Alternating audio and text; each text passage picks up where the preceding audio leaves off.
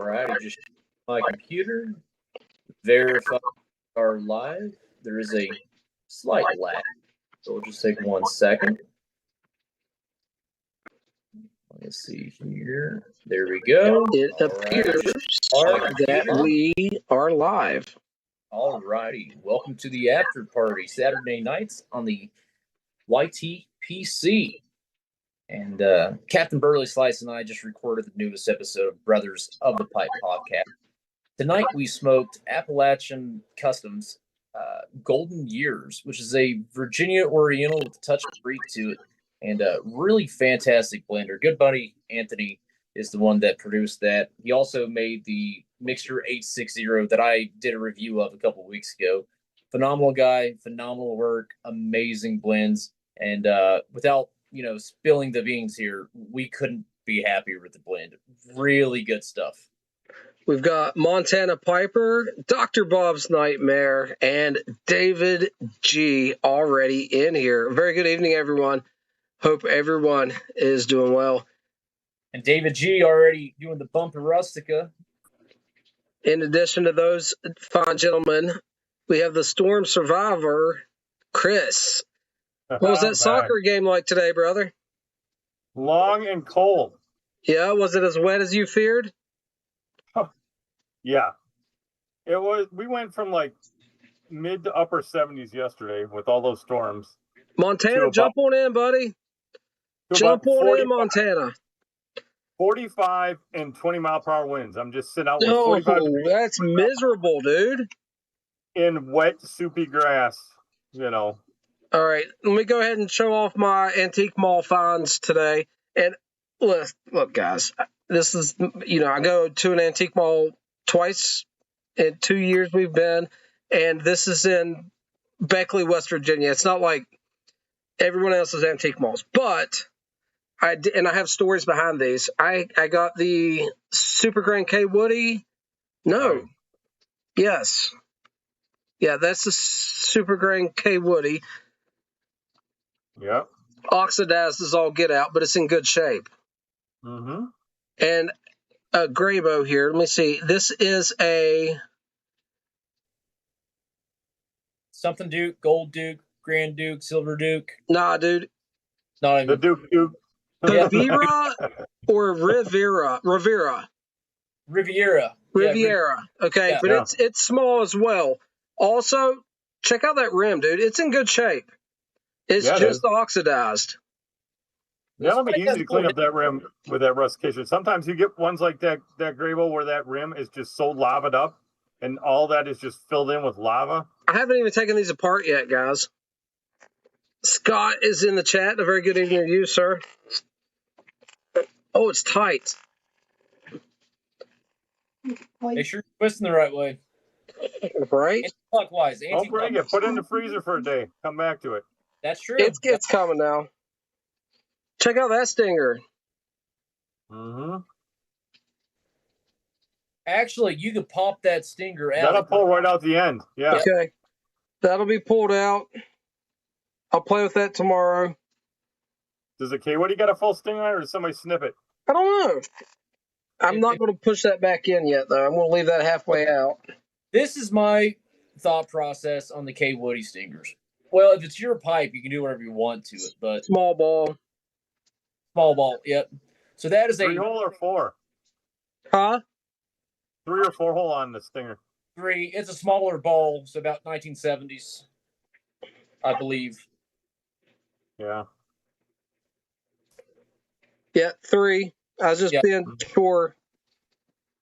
But if it's a stinger that cannot be taken out, like the K Woody, where the what do you call the spiral things? It's been one of those days. The threads. The what is it? The threads? You're talking about the threads on them? Yes, I couldn't think of the word. Where the threads are metal and the stinger cannot be removed, just leave the ball. You know what I mean? Yes. Yeah. I'll probably leave the stingers on these small pipes. All right. So we have Scott in here. David G said that the steaks I made look amazing. Thank you, sir. I try to nerd out in the steaks and do my absolute best with them. And these ones turned out better than what I've had the last few times. First Person Smoker, what's going on, brother? Cactus Piper, what's going on? I told Montana to come in. I didn't see him on the join thing. Greg, He is jump here. on in. I am so sorry. So sorry. He was waiting. I didn't see it pop up. I clicked it. Let me make sure. Before it gets too crazy, I want to show you this. This is my best pipe I actually have. I use it to smoke Virginias out of. This is a no-name Dublin, beautiful grain, absolutely no fills or anything. So pretty much, Big boy. it looks like a Lane era Sheraton, but it's not. But that's exactly what it looks like. Beautiful briar. The stem is very reminiscent of a 1960s Dunhill, where it has the ever so slight U to it. But my buddy that I've referenced a lot in Long Island, the guy who has like a lot of former pipes and high-end Costellos, I got it from him. He absolutely loved it. No idea who makes it. Like I said, not a fill or a pit on it. I mean, just absolutely perfect. Beautiful pipe. All right, this might be him again. Man, I'm going to try not to screw this up. Hand cut. Two people are waiting in waiting room. Okay, we got him here. We got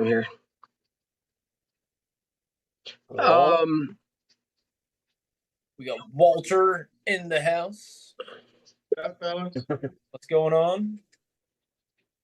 Okay, I don't know what happened to Montana Piper. Let me try this. There he is. He's coming. He's just got to clean up his stuff now. He's in. Yeah, I hope he pops up. He's in. He's just got to like turn his camera and unmute himself. But he's in the chat. Good deal. Brian, welcome to the chat. Cameron, what's going on, brother? We smoked Golden Years Appalachian Customs today on the podcast. It was a really good one. Fantastic. Yes, sir. Hey, Walt, what's going on, buddy? Not much, man. Hey, I went to an antique mall today. What'd you find? I got a little Graybo and a little K Woody. It's For how much? $15 for both of them. Oh, okay. And I got a little story to them as well. Let's see who we got here. All right, we got Brian entering in here. Let me hold these up here for you, Walt. They're smaller ones, but they're in pretty good shape. They're oxidized real bad. Yeah. But I like the bottom one. the rims are in good shape. Yeah. And I got a little bit of a story to that, too. Hey, Greg. How you doing, buddy? Hey, good. Can you all hear me? I can. Sorry about that mix-up trying to get you in there. I didn't see you at first, man, and then... Well, for some reason it got hung up and wouldn't load, and then it made me do the app, and then it let me in. So I'm not sure what was going on with that. But anyway, so How are you doing, man? What's the weather like up there? Today it was 80. Yesterday it was snowing. So That's how it goes. Aspiring codger in the chat. It all melted off, but yeah. Very good to see you in here, sir. Yeah, Guys, I did get one more thing. Let me hold it up here. Check this out. I've been on the market for one of these for a while. And so let me show this bad boy off and try not to chop off a finger. Oh, nice. Yeah. This is American made. And I looked it up. It was based out of New Jersey. It was a Swiss immigrant that started it. It's let me see here. J. Wiss and Sons, and I typed in the model number, and it was just made 2 years, 1912 and 1907. This one, I'm almost certain, was from the 1912 catalog, and I already got it on the whetstone and got it popping sharp and stroked up and stuff. It's still got a little patina, a little dingy spots I could clean up, but a beautiful straight razor that I'm actually going to use a little bit. I got some high rider like stray hairs earlier to test it with, but I'm super happy. I've been wanting a nice old straight razor, and this one's like 115 years old. So nice. It was like $18, so I had to have it. It's in really good shape. Brian, if you can hear us, man, it says you're in here, but I don't see anything yet. So see if you can turn your camera and your microphone on, maybe. Griffin Pipes is in the chat. Can you hear me there? This is I Brian. can, Brian. I can hear you, buddy. How you doing? Good. My camera for some reason isn't working on my phone, so That's okay. Half apologize these for guys that. are wishing my camera wasn't working, so I'm right there with you. How you doing? Good. I'm out here having some Old Joe Krantz in one of my cobs and drinking a Guinness. So life is good. Life is good, isn't it? My goodness, I love some Old Joe Krantz, and I think that's a good blend for a cob. It's a classic, and a Guinness. You're speaking Hunter's language there. I do like a Guinness, but I think Hunter's that's his go-to. That's my absolute all-time beer. But also, I got to mention Old Joe Krantz and a Cobb. What a great combination to go with a Guinness. Nice stout beer, nice stout tobacco. Yeah, that's living life right there as far as I'm fantastic combination. Hey, I'm glad you jumped in here, Brian. It's really good to hear from you, man. It's really nice to put a face or a name, or a voice to the name. So thank you so much for stopping by. We have New Zona in the chat saying good evening. East Texas Pipe Club. What's going on, brother? Everybody give a big hello to East Texas Pipe Club. Guy is killing it, and I could not be prouder of my dude, man. He's got it going on. Yeah, he's killing it. Doing great with the videos. Congratulations, man. Yes, sir. All right, let's go through the housekeeping here. Brian let us know what he's smoking. Hunter, you mentioned the pipe. Did you say what you were smoking in it? Yep, so I've got the No Name Dublin, which is probably my best pipe I actually have. And in it, I have some from 2022, John Cotton's Double Pressed Virginia, which I give listener of the podcast, David, a shout out for sending this to us. This is not David G, but we'll give David G a shout out too for being that's right. Cat that has ever lived. Justin has entered the chat. All right, Chris, what are you smoking, buddy? I'm smoking some Old Burley Bear and one of my Bowens Blackjacks. Well, you might have the combination for me because Old Burley Bear and a Bones, buddy. I like that one. It's a more vertical, more erect one. And look at this. I mean, I put these. I know you don't like these, but look at how small that is. I mean, this is a clencher galore here. Yeah, that little nub, dude. That thing just hangs in there. It's right up against your lips. It doesn't go anywhere. Well, my chubby Rhodesian has had a whole bunch of the Old Burley Bear through it. So, I mean, you're kind of striking home with me there. Walt, what are you smoking, buddy? I'm smoking some Captain Black Grape. Say again. I thought you said Captain Black Grape. Say it again, buddy. Nah, I haven't lit nothing up yet. I'm trying to decide what I want. Well, listen, we'll be praying for you. You go ahead and keep looking. Yeah. Montana Piper, what are you smoking, buddy? Salty Dogs. First bowl of it. Hadn't had it before, so finally was able to get it. I hear nothing but good stuff about it. I'll just be honest. Yeah, I hear all kinds of good stuff about it. One of my favorite vapors. I mean, an absolute favorite of mine. I pour it. Dan Tobacco makes such great stuff. Patriot flavor, but Salty Dogs. It's a little pricey, but I think it's worth the money. I find it to be really good. All right, guys, I used to get it out of Germany for $10 a pack. That's awesome. That's awesome. When I was smoking it like 5 or 6 years ago, it was a little pricey, but not like it is now. Right. We've got Gamecock Piper, and we've got Blue Cord Custom Woodworks, Greg, in the chat. Yeah, do we know about Luxury Twist Flake, East Texas Pipe Club? Yes. Oh, yeah. Yeah, we got some real aficionados in here. I'll let Hunter or Chris or someone take off with it. I like it. That's what I can tell you about it. I'm going to pass on this one. I enjoy it, but I'm really the Luxury Twist Flake guy out of the 3 Stokeby flakes. So someone that maybe is a little bit more up with luxury. That's the one he's talking about, Luxury Twist Flake. He said Luxury Twist. Oh, I meant Luxury Navy Flake for me. Sorry, I said it backwards. I like Luxury Twist Flake very, very well. Out of the 3, I like the Luxury Navy Flake. Still a good blend. Buy it, I go the Luxury Twist out of the 3. All kinds of aging potential. But I like it. Go ahead, Chris. I'm sorry. I said I like luxury. I'm the same. I'm a Luxury Twist guy though. I love all 3, but that's my top one of the 3. Really? Yeah. So Yeah. we both like them, but like our favorite is swapped though. Buy them all. Yeah. Buy them all. Stellar them all.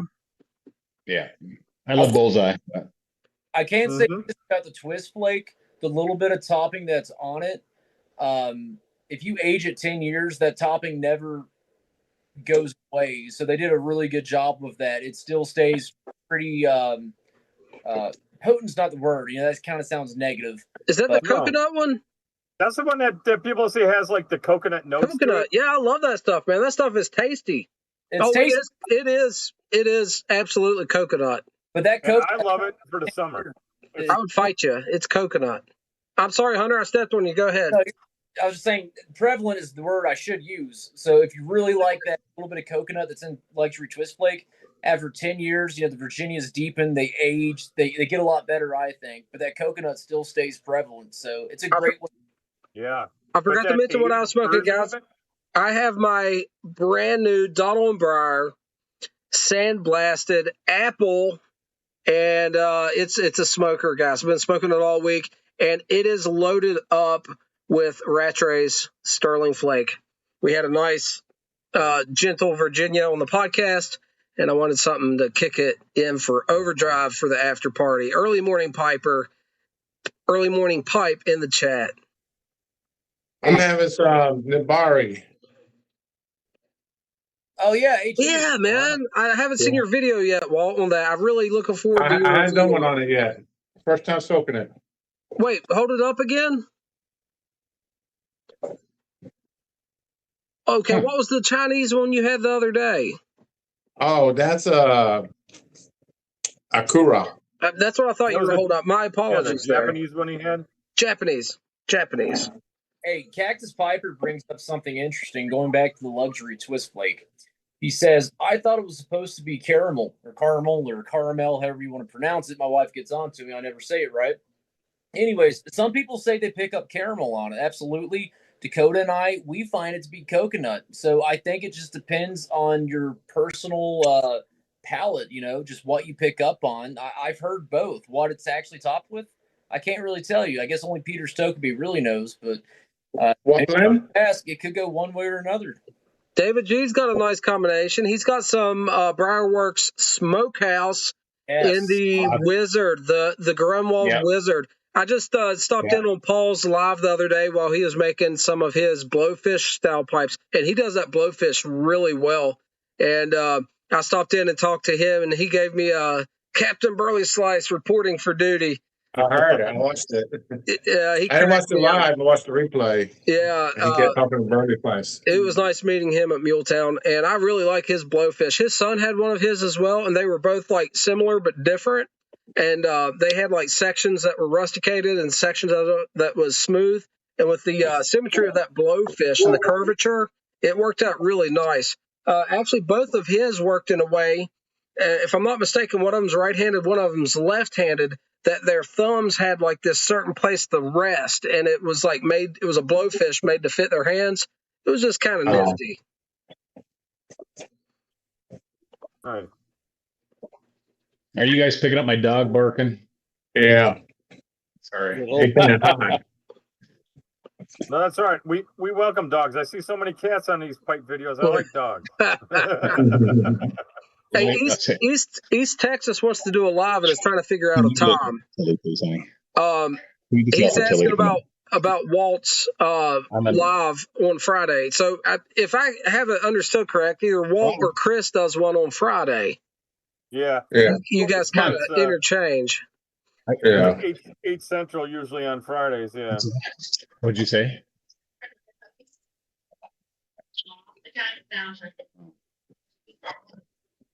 Mom, watch it. She's doing treats. There you go. Yeah, Chris normally does them, but if some reason he can't do them, then I do them. So that's 8. All right. So that'd be Non-Eastern, same time. Yeah. Chris 8 and Central, Walt. 9 Eastern. Yeah, so Chris and Walt will be 9 o'clock Eastern on Fridays, and Dakota and I about 9:15 Eastern Saturdays, I think. Yeah, but idiots with class does theirs not every week, Cactus. So I'm not sure about their schedule. I can look into that a bit further. Hey, Brian, you still got daylight there, buddy. Where are you at? If you don't mind me I'm asking. in Washington State, Gotcha. Bremerton, Washington. That'd be why. How's the Wow, weather that's there so better. today? It's beautiful today. It looks And nice the right pipe now. I'm smoking is my Elite Cardell, the dual calabash cob. Yeah, Pretty fun. very cool. Yeah, I've got one of those. Great cob. Yeah. Yeah, beautiful day in Washington. It's not raining today. I have a good buddy that lives in Tacoma, Washington, who is a professional pipe restorer and great guy. I used to chat with him on Friday nights, but he was someone that got into it a little bit later who had a professional background in restoring like all kinds of vintage stuff from clothing to pool cues and all kinds of things. But when he got into it, he really got into it. Guys, this is First Person Smoker just entered the Zoom call tonight. Everybody say a big hello to him. Go over and check him out. And What's up, everybody? what are you smoking tonight, my friend? I am smoking Twist Plus. It's one of my little blends. I heard you guys talking about luxury Twist Flake. That's the main ingredient in there. A little bit of this right here, huh? Yes, sir. And I you haven't got tried some it yet, cane. but I'm looking forward to it. I did open it up and feel it and smell it, and I think the ingredient list is just bang on. Can I read the ingredient list? Yeah. All right, guys, this is Twist Plus. It's 8 parts Peter Stokkebye Luxury Twist Flake, 7 parts Sutliff Aged Maduro Cavendish, and 1 part Cornell and Dill Chopped Cigar Leaf. Haven't tried it yet. I have a little sample here. Really looking forward to it. This is your brainchild, right? First Person? Yeah. It's just, it's an open source mixture that, I'm not trying to make it proprietary or anything. But So I mean, it's whoever- your mixture is what I'm saying. Yes, sir. All right. Well, I'm looking forward to that. I got a lot of stuff to try, though. Yeah. Hey, Walt, I'm going to have your package out this week. My work schedule isn't going to let up, so I'm going to have to box it up and have the wife send it out. I'm so sorry for being so late. We're no big hurry. I thought I got stuff to smoke until it gets here. I thought I would have it out on a Saturday, but this new job is 6 days a week. I've been doing 11 hours on site and 2 or 3 hours paperwork in the evening, and it hasn't slowed down yet. This new project I'm on is whooping me. And Dakota had the audacity today to come within 30 yards of where I was working and start catching fish, and then sending me pictures of them as he was catching them. I did. I showed up at his work and started catching fish just That's a compassionate brother there. He's to let him know I wasn't on the clock today. Hey, everybody, Cactus Piper's entered the chat. Please go check him out. And he's got a great channel as well. How you doing, bro? What are you smoking? Good. How are you guys? Doing better than I deserve, man. What are you smoking on? This is that new Nile of Nine Scourge of God. Oh man, how is it? It's pretty good. It's kind of like his Lakeland blend. Okay. So it's got Virginia, burley, cigar leaf, and then he said citrus, floral, and licorice. Gotcha. Pretty good. That sounds awesome. East Texas Pipe Club said, Hunter, that job is going to make you lose your hair. Yeah. Oh, early morning Piper got some Yuli's blends ordered up. Hey, Pipes of Old is in the chat. Pipes of Old, by the way, David G is smoking the Wizard right now. He has some Briarworks Smokehouse in it. So one of your pipes showing up here, buddy. How you doing? Man, it's good to see everybody. I love this damn community, I swear. Mm-hmm. Is this the most people you've had on in the video room so far? I think so. Pretty impressive. What's the max? I don't know. I don't know how many hamsters, and I don't know how many wheels we have, but I mean, we'll keep throwing it at the wall and see what sticks. So everyone join all at once, and let's see how long it takes for Zoom to crash. Crash that server. Well, you guys have a Zoom subscription, right? Yes. Yeah, But I Dakota. think depending on tiers, I think you can have easily up to 10 on that first tier for Yeah. that one. Yeah. It's designed for meetings, right? So he gives tons of space. I think right. So happy. Yeah. East Texas with all the contentious topics this week. My goodness, he's trying to upset everyone. He asks, in y'all's opinion, what is the very best Missouri Meerschaum Cobb? I think it's a valid question. Everyone's going to have their own opinion, and that's why I think it's a really good question. They It's make an a lot easy of answer. good Cobbs, and everybody probably has their favorite. So let's go around the table. Everybody in chat as well, kind of chime in. Let us know what your very favorite Missouri Meerschaum Cobb is.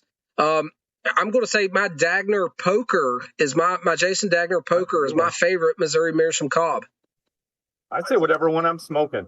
They all smoke great. I don't, it's just whatever I feel like jumps out at me looks wise, or I want to, have in my hand, really. Okay, I've got this. Depending on your smoking style, if you like to use a pipe filter, Diplomat apple shape. Okay, Huh? now, I do not like to use filters, so the draw's a little open for me. I can get a forever stem and put it on here to fix that, which I will do eventually. But for filter, let's go with a bent apple Diplomat. Definitely one of my best. Had it over a decade, and one that's newer to me. If you want one without a filter that has the regular draw of a filterless pipe, definitely the Charlestown Cobbler. I like mine with a slight bend. These come with the better ferrule, I believe that's what they called. And then, of course, an acrylic stem, a lot like a forever stem. Amazing pipe, ages beautifully. But I'm a Cobb fan, so really, as long as it says Missouri Meerschaum, I don't think we go wrong. I'm with you on that one. Hey Hunter, let me ask you a question on that, because you went like you were talking about like the filters, right? And I know you're not a filter guy. Yeah. Have you ever tried Carrie's trick of putting that balsa, like a 7LE balsa filter in that gap to tighten up that draw for you? I think I have back in the day. The biggest issue I have with a filter is I like to use pipe cleaners to run down, and I can't run the pipe cleaner down with the filter. And that was the biggest clam for me. So if a piece of tobacco on the bowl end gets sucked in, or if there starts to be, maybe some juice developing at the bottom, I can't get to it with the pipe cleaner. And that's where it's at for me. I'm not against filters. If you enjoy using filters, by all means do so. That's great. If you like what you like. I just try. Yeah, I just knew it was a draw issue for you too. You didn't like the draw on that, not having a filter was too loose. And that's why I mentioned if you tried that trick, because Lee told me about that too with like my 9mm pipes. He's like, try smoking them with the 7LE 6mm balsa in it once. And I haven't done it yet, but I want to try that trick. When I was experimenting with filters for a while, trying out all the various ones that I could get, Medico, Dr. Grabo, the Savinelli balsa filters. I never got into charcoal, but I would have eventually. The problem was I discovered that when I was trying filters, my favorite were the balsa wood filters. I really started enjoying those because I was also smoking Virginias at a time, getting acclimated to those. I was trying to avoid tongue bite. And for someone learning Virginias, the balsa filters did a really good job of that. It got to be at that point in 2018 to 2020, somewhere around there, you couldn't buy the balsa wood filters from Savinelli. They were sold out for a long, long time. So I just said, I'm just going to go without. Hey, I got some I don't use. If anyone needs them, 6mm filters, the Savinelli balsa wood, let me know. Scott says he has the Charlestown Cobbler. He loves it. Dr. Bob's Nightmare says, my lips are a filter. All of the LCS are 9mm, and he prefers the Dr. Pearl Junior 9mm filters. That's David G. And everybody, please welcome Mrs. Montana Piper to the live tonight. It is so nice to see you there, ma'am. I hope you and your lovely husband's having a great evening. And what are you drinking there in that wine glass? Butterfly wine. Who got me on this? Somebody on the. Oh, it's Somebody on your. Walt told me about this. the naked wine thing. Yeah, the naked wine thing. So if you're. Yeah, he's on there. He's on here. He's contributing to the corruption of the youth. Looky here. That's great. Hey, Dakota also is contributing to the corruption of the youth. I have to show this off. Now, everyone knows that Dakota is probably the most generous person on the YTPC, if not, in the world, to be honest. And come on now. I've known this for years. Brother, little brother, and whenever I have an interest, usually something's coming my way. Dakota and I have been talking about wine a lot lately on the podcasts, on the after party videos personally. I go to swap some tobacco, and he's like, "Oh, I got this for you." Shoo, look at Nice. that. Yeah. Awesome. That's a thick book. I didn't exactly get that for him. He's not telling the whole truth. I bought that for me used from thrift books for like under $10 and been reading it for a few weeks. And I was like, I think you'd like this. And I gave it to him. So he's not being completely honest here. You bought it. You gave it to me. You paid the money. I mean, I didn't say anything wrong, technically. Hey, guys, look, Beyond the Burl, they have a new channel is in the chat. Everybody go over to Beyond the Burl and give them a like and a sub to what they got going on. They held court and someone was guilty in their newest video. Go check that out. It was good fun and a lot of laughs. Brutal enough. Chris, all the way from Austria. Good morning, he says. It's getting crowded in here. Tennessee Piper Dennis is in the chat. Very good to see you. Shower Tobacco is in the chat. And a very good evening, sir. We got all kinds of great, fantastic people, and it really delights me to see all of you guys here. So Beyond the Burl, have to give them a big shout out and congratulations on 1 year. Yes, sir. They did it. 1 year on the podcast. And breakthrough channel here on YouTube and the YTPC. Making some really fun content, if you will look at their stuff. This last one, Holding Court, was a hoot. I'll tell you. I'll tell you the one that I thought was funny. At the time, I was a few episodes behind, and they asked the question in their podcast who the oldest tobacco manufacturer was. Or maybe not manufacturer, but like company brand. And I knew the answer. It was Freiberg and Trayer 1720 because Dakota and I had just smoked blended plug. Yes.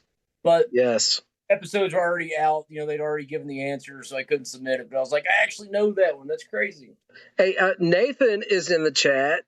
Good to see you, sir. Blue Cord says he's doing his giveaway tomorrow, so everybody go over there and check that out tomorrow for an awesome giveaway. He is making some incredible stuff that I am forbidden to talk about at this time.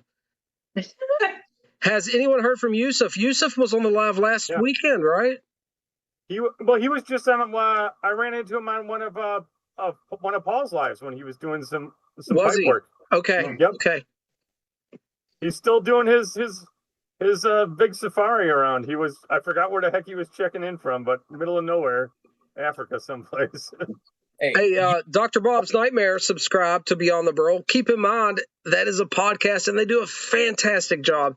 They're not just a podcast; their YouTube channel too. Though you got to subscribe to both. Well, he already subscribed to the YouTube channel, so now I'm promoting the podcast. You see, I'm not trying to sell a horse that's already been sold, Chris. We sell all of it. We keep selling. It's nice. ABS, man. I always be selling. It's like double jeopardy, man. That's not how it works. People forget how many people already hit the like to the live right now. That's right. Hit that like and subscribe.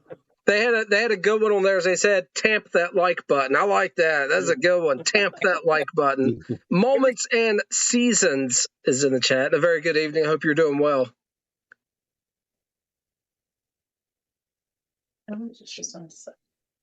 Watching some baseball. We'll check the Zoom. Make sure no one else is trying to get in. I don't think so. This thing's acting a little funny tonight. It's a party tonight's what it is. This is awesome. Well, that's what it's supposed to be. It's an after party. Hey, I need it. 6 days on the job this week, 13 hours a day, and haven't got to smoke a lot of pipes. I've just been looking forward to Saturday night so I can unwind, even if it's just for a couple of hours. Much needed time. Got to talk to Dakota for a while on the podcast. Getting to talk to the YTPC here. I've got to apologize to Walt for not sending his package out yet. So all is well.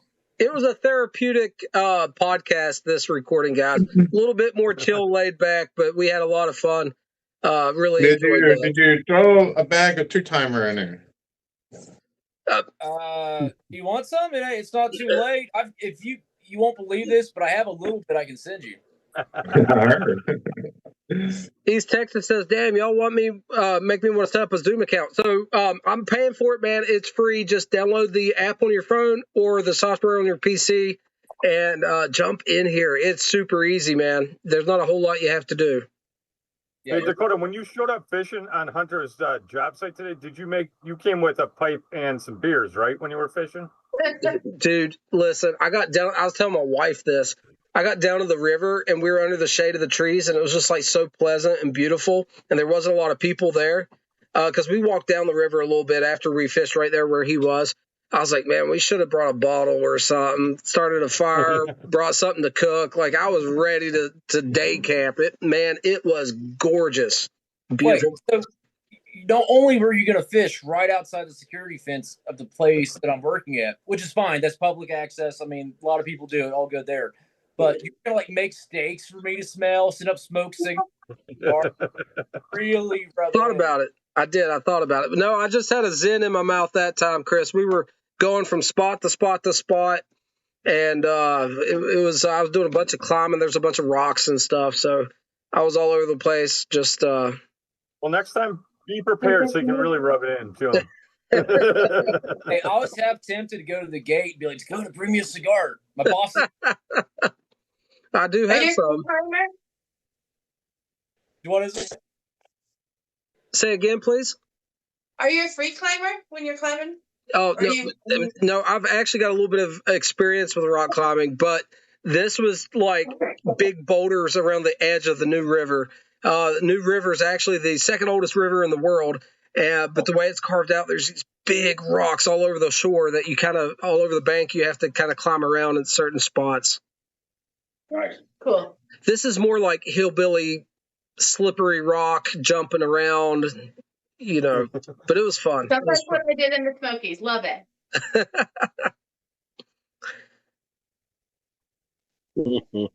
But yeah, did you see Greg's pipe?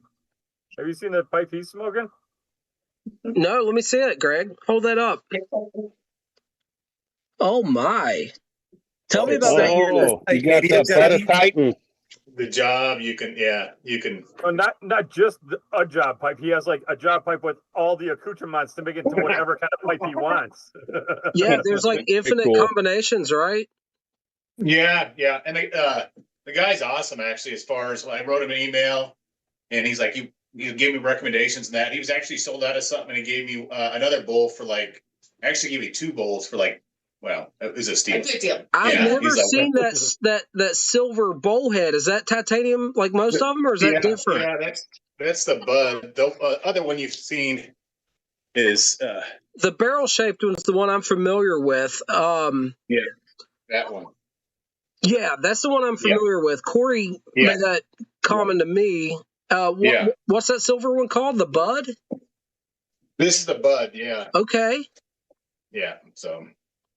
And it is titanium? I bought it at the wrong time because tariffs were in full effect, so I got stuck on that. But I hate to hear it. What a cool pipe, man. I want to try one so bad.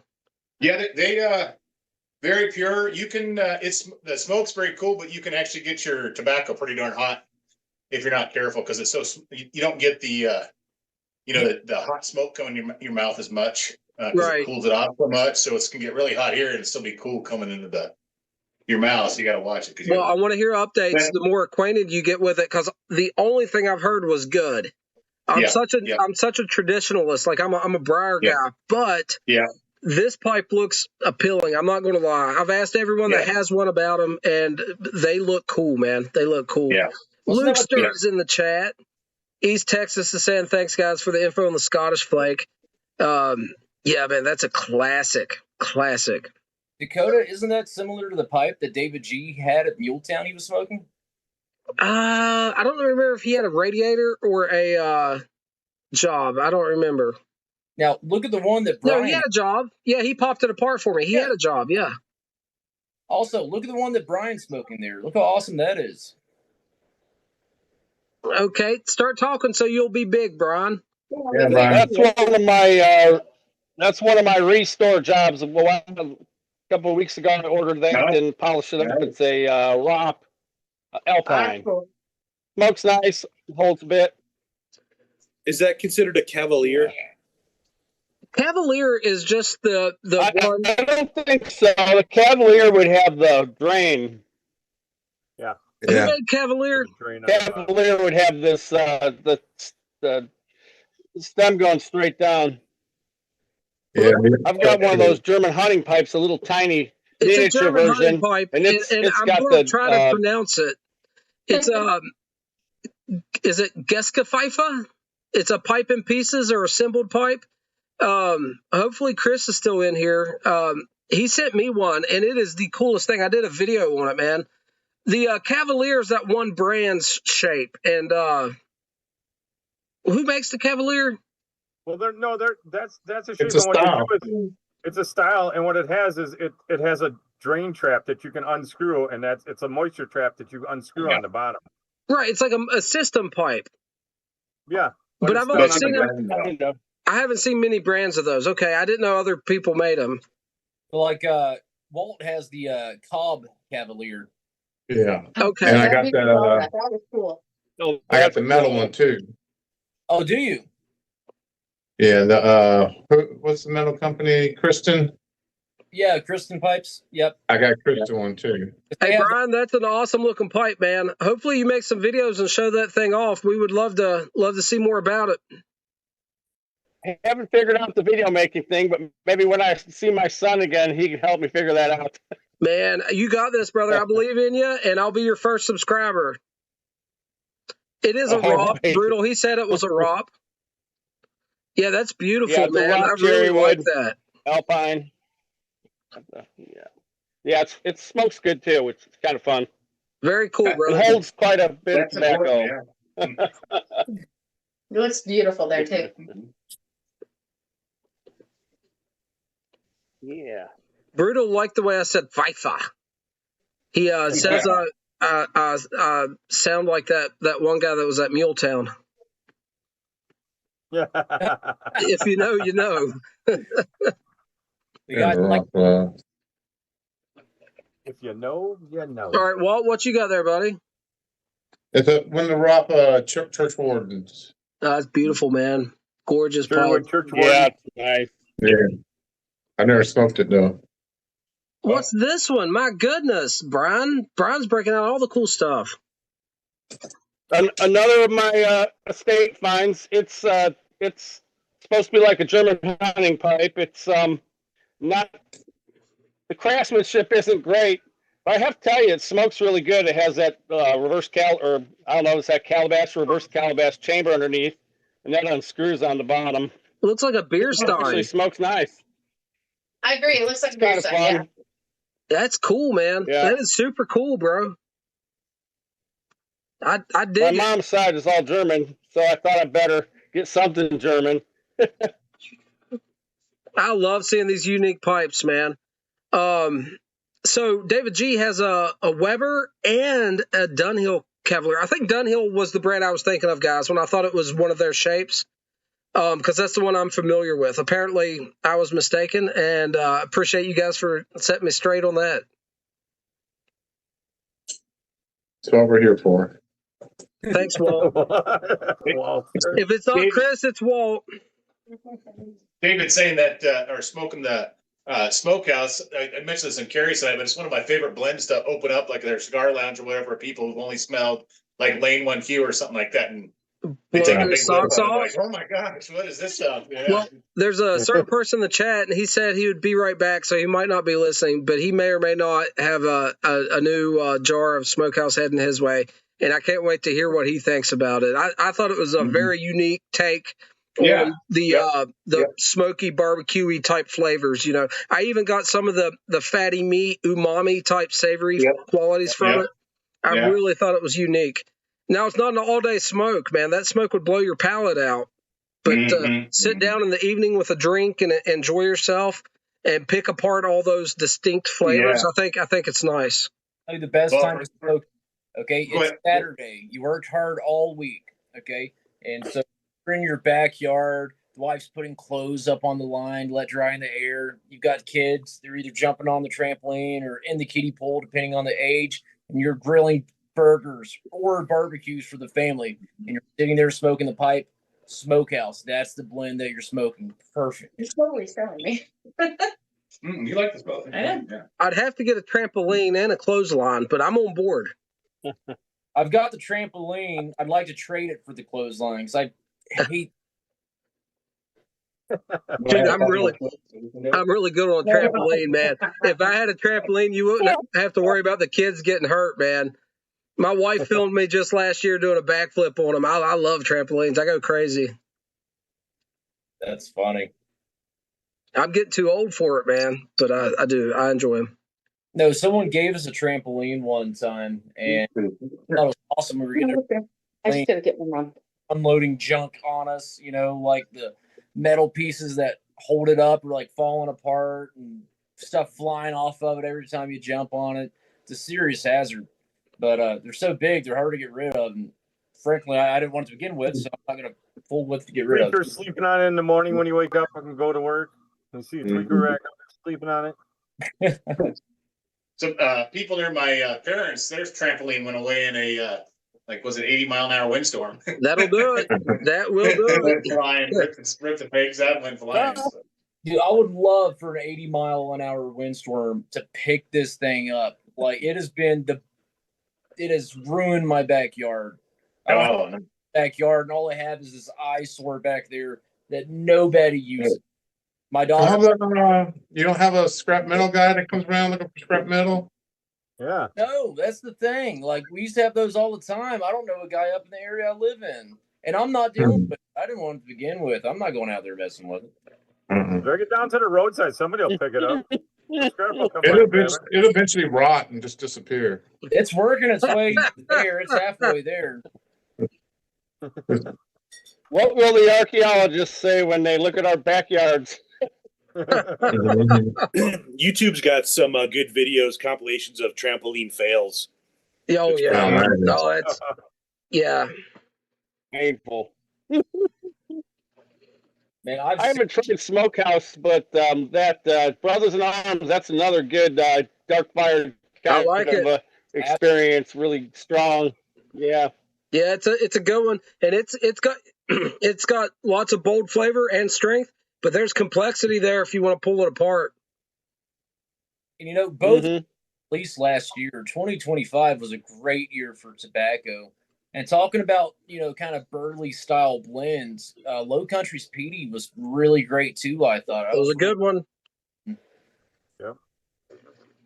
That's an all-dayer. That Petey's an all-dayer. It is. It was, Chris, I think I told you, I have the smaller Savinelli. I don't know the shape number. It's like a slight bent bulldog, smaller bowl. And I would put Petey in that pipe. And for some reason, that combination was amazing. And I would smoke that pipe with that blend when walking the dogs every day. Look forward to it so much. It was just perfect. Indeed. Lou Cord, thanks for stopping by, man. It was great seeing you. Hope you have a wonderful night. Hey, Rickson's in the chat. What's going on, brother? Good to see you in here, man. Lukester's my guy. He gives us a heads up on every hard to find blend as soon as it's he does. He really does. I've gotten a few blends Luke I wouldn't have known about. Walt hooked me up this week. Thank you so much, Walt. That was awesome. You're welcome, man. Yeah. I forgot what it was. It may have been something Luke told me about. Yeah. No, you said you all his blends, man. Well, I missed the Sobrani, but that was okay. But then the Palmetto, because I completely missed out on that. And I thought I was special. I thought I was special. Everyone knew about Sobrani, huh? Y'all ruining it. Everybody was special until just now. YTC distribution email list. Yeah. So Caleb Schmidt is also in the chat. He said just got home. It's pouring the rain here in Louisiana. Rickson, are you in Sweden or Switzerland? Which one was it? Sweden. That's right, man. I don't mean to be offensive. I'm sorry, I forget that. Love all those Scandinavian countries. It's very cool. It's Ericsson. Of course he's up in Scandinavia. Mhm. That's not Swiss. Ericsson. Ericsson. Yeah, I've spoken for Scandinavia, but especially Sweden. I've always been so interested in the country and the culture. Norway and Sweden. Hey, Those are the even ones. Finland. Like I love all the Scandinavian countries. I think they're so cool. Sweden has a tradition of fika, where basically the entire country stops 15 minutes each day to have coffee.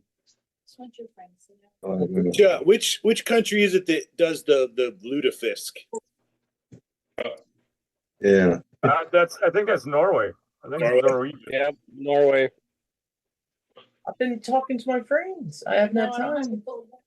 Put it in the freezer. It'll get cold. I bought you the whole pack of Diet Coke. I thought I deserved the last cold one. Hunter, you'll get her a pillow. A pillow. You'll get her a pillow. I joked that you all don't even realize what makes that so funny. Well, do tell. Yeah. Well, now you have to tell us. I don't think that's a joke. He just yelled at me, "Go buy her a pillow." Dakota, that's an inside joke between your mom and dad. Oh God, keep it to yourself, guys. Yeah. So, I have to tell you all that I took the last Diet Coke out of the fridge, the last cold Diet Coke out of the fridge, and I didn't replace it with the Diet Cokes that I bought. I left them on the counter. So your lovely Ice is wife cold. has to suffer with warm fridge ciggies. Yeah, he left me without any. Okay, I surprised her by buying the 12-pack. After I asked you yesterday. I volunteered. Asked her, I volunteered. All right. Go jump on the trampoline. I was in the fridge, but then you wanted me to go with you real quick so you could look at property. And when Twice. we were back for 3 hours before this podcast. We look at the property, come back home. She decides she wants to go But back I out thought and you look at ate it again. And dinner. It was my- Mom, Dad, quit fighting. I'm the one that went in the store and got it. my dad- Hey, will you smoke your Savinelli with me real quick so we can finally break that thing in? Everyone's watching. Please? Hey, we got Bias Craft in the chat. I'm going to say Rickson because that's a part of his name I can say. Chris said it was Erickson, but I'm not seeing that in his name. If I'm wrong, then forgive me. Henriksen? No, Ericsson. No, Henriksen. Oh, I guess I got it wrong. I'm looking at my phone. It's I tiny. wish I could say it correctly because I hate to be offensive, but it's so good to see you in here, man. Thanks for stopping by. Really, really great to see you in there. David G says, "Isn't there any ice?" I said I'd mail some to him, but I think I got talked over there. Oh, I think I'm going to grab a cigar here in a minute, guys. I've had several pipes in a row, and I've been chooching them, man. This new Dottle and Briar pipe is a workhorse. It's not yet; it's still pretty, but it won't be for long. I'm gonna smoke this. It's gonna look like one of David G's pipes before too long. Who ain't kidding? Now that's a smoked pipe.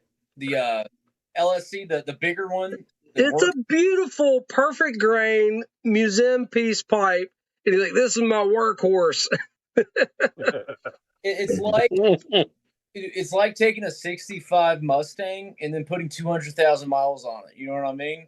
But that's what it's meant for. So, Basscraft, if I didn't say hello, very good evening to you. I've read your name and meant to, and I might not be saying your name correctly either. So forgive me, guys, if I get names wrong. A lot of people in here, if I skip over anyone and don't say hello, it's nothing personal, and my apologies. But thank everyone for stopping by. This has been a great chat, and we still got plenty of time to go.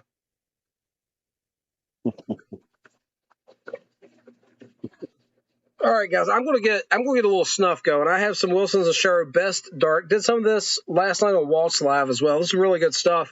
wait, you're grabbing Best Dark? Best Dark, yeah, I really like it. Painting myself in the corner. Anytime I go for the snuff now, someone's like, "Do the Rustica." Guys, the David G Rustica report for you. is a carnival David G trick. Rustica. Okay, you can't do carnival tricks all day long. You're gonna build up a tolerance. No, you're not. Hey, you guys are getting me kind of snuff Thank curious. you, Like, what's a Bayou. good couple of snuffs to start out Bayou's with? Craft. Go ahead, first person. Someone just help me out, man, and I appreciate him. I was just saying, I'm getting kind of snuff curious. Like, what's a couple of good ones to start with? Well, any of them's hard to get. That's the problem. Okay, so if you're going to get some good ones, you're going to order some experimental ones and stuff you won't even like, because stuff's cheap by the tin. It's a couple bucks per tin, but the shipping's extremely expensive and it's hard to get from overseas. So if you're going to put in an order, you realistically you can't order just a couple good tins. You know what I'm saying?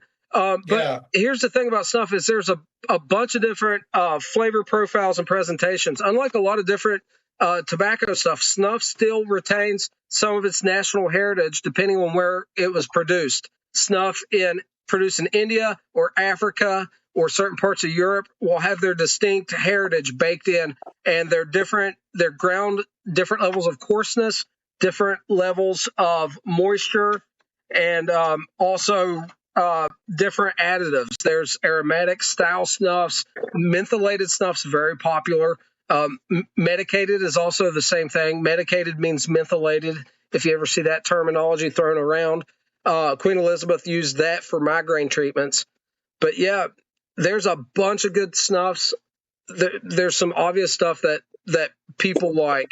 But man, call me sometime. I'll email you my phone number or something, man, and we can talk about snuff. I can send you some stuff to try. It would be the easiest way for you to get something in your hands, because ordering it from Europe is kind of a pain. It really is. There is a tobacconist in my area that had some. I saw some, but Well, I get didn't whatever really you look at can. it. If you can get some locally, brother, get whatever you can. It lasts forever, and it's not terribly expensive. Is it like my crystals or whatever we can get here, something like that? Sometimes, but they won't ship it. You know what I mean? Oh. If they do, they're skirting FDA regulations. It's all gray area stuff in the States with nasal snuff, because it can't be sold as nasal snuff in the States under FDA guidelines. It can only be sold as oral snuff. So even your classic American-style dry Scotch snuffs, like Square or Navy or something like that, is sold for oral use, quote unquote, even though traditionally it's always been used as nasal snuff. That's what they call them, they call it like dry and wet here. Right. Yeah. Okay. And the dry snuff, the oral dry is snuff, but they can't call it snuff because it's not allowed because of all the legal nonsense. But I have seen McChrystals in several cigar shops throughout. Right. I've traveled. I'm not saying you commonly see it, but it wouldn't be out of place if you saw it either. There's several people in the Y2PC that's purchased some at their local pipe shop. And it's available some places. Hunter's got some at a pipe shop. Hunter hooked me up one time with a bunch of old stuff. But yeah, we made a big order last year, and it'll last us until Jesus returns. Hunter, are you ready? Let's do it. We do. Yep. Beautiful. I love it. Yeah, this stuff here is pleasant. This is not going to beat you up like the Rustica. This is a very fine traditional English snuff. One of my all-time favorites out of the many that I've tried. This one always just satisfies. Always great. The coating didn't look at Bane like he did with the Rusticals. Yeah, he did that. It's like, oh boy, it's like his face is melting off. It looks like there. Oh boy, man, that stuff's just it's a whole nother animal. I'm with Brutal Enough in the chat. He says, I am so fed up with stupid laws and regulations. He is he's over there in Europe, guys, and it is insane over there. I've talked to friends in Ireland, in Italy, Austria, Australia, Canada, even absolutely, and even different states, even within the U.S. Washington State, right, Hunter? That's the one with the excise tax and stuff. Yeah, it's crazy, man. It's absolutely insane. How can they legalize recreational marijuana in some states but can't buy tobacco? It is the most absurd thing to me, Cactus. It really is. And I'm not even like against weed. I think I have opinions about it, but it's not like I'm like anti-weed. You know what I mean? but like it's crazy that you can't walk down a public sidewalk without smelling weed. But if someone lights up a pipe, man, everyone starts getting on their high horse and starts clutching their pearls. It is insane. Out here in Washington, they've decriminalized a lot of the hard drugs. So you go to Seattle, people are just sitting out there using, and but yet you go try to get some pipe tobacco, there's only a couple places you can get it, and it'll cost you double because of the tax. Yep. What is it costing you for the tax? Is it about double? Is that what it is? Yeah, like a can of regular Cornell and Deal 2-ounce can will be about $30. Wow. Yeah. Brutal. That is insane. So if somebody stops you and say, no, this isn't tobacco, it's heroin. It's okay. Well, they've made They won't let you. They've made it against the law to. Hey, East Texas, you can change your name. You can't even order so it. it says East Texas if you want to. How do you do that? Hunter, explain that to him. Okay, can you hear me? Yeah, we can hear you. Yeah, We can hear you. We can see you. click on users in the Zoom thing, and then on your name, and then you can change name, and you can put East Texas Pipe Club there. Yep. So click on. I gotta do that too. Yep. Okay, let me see. Click Hold up. participants, go down till you see your name, click on it, and you can change. Okay. You might want to Cool, fix man. your audio, though, you know? What's It's up not with the clear or audio? anything. No, it's fine. I'm messing with you because you always have such great audio. Man, thanks. Thanks, man. Hey, welcome to the after party, brother. How you doing, man? Good seeing you. It's crazy. Again. It's crazy. I don't need headphones. That's what blows me away. I'm like, what? Right. Yeah, the Zoom software cancels out so it doesn't loop, but it also affects audio quality. You're never going to get like, you know what I mean? But his audio is good though, man. He came through I'm like, what's this dope way better coming at me? Hey, you see, y'all can hear me pretty good. It's like God's narrating in my ear. You got this, bro. Somebody said they were like Morgan Freeman of pipe tobacco the other day, but I get Hank Hill, man. I say, damn it, Bobby, and people are like, shit, that's Hank Hill. Go with Sam Elliott. Loving the East Texas Pipe Club videos. They're really good. Cool. I'm gonna put this thing on mute and just listen to y'all, man. No, sir. No, sir. You're going to stay in the conversation. Come on now. Okay. Come on now. What you got coming up? I was gonna tell you, thanks for everybody that helped me out with that video for the Scottish Flake, because I know nothing about it, dude. Carolina Smoker sent me some, and I was like, man, I've never even heard of that blend. Oh, hey, it's so good. I told you in the comments that he's the man. Let me expand a little bit right here. Carolina Smoker, I did a video talking about HH Burley Flake. It's out of production. It's Hunter's, one of his absolute favorites. And he has 1 pound, and he has it scheduled out. Like Hunter does spreadsheets and stuff. You know what I mean? Like this dude, I live like loose and fast, you know, like live hard and die young type. Hunter's got this stuff worked out. But he was going to smoke an ounce a year for 16 years and had it all planned out. But Hunter graciously gifted me an ounce of this HH Burley Flake when I went on this Burley kick. And I made a video just giving him thanks, as was due. And Carolina Smoker hit me up, man. And he sent me a couple ounces of that and some other stuff. And it all had some age on it. A bunch of good Burley Flakes, man. And so he's my dude. He hooked me up, man. And he knows what he's talking about. You feel like I'm retarded, or am I like the only guy that felt like it reminded me of a green tea or like a tea, man? It was weird. Tea's absolutely a flavor note you can get from that. That's right at home. Here's the thing, man, is if you say it tastes like this or that to you, you're not wrong. Okay. Yeah. You might be an outlier, but you are the world's leading expert in your own opinion. Yeah.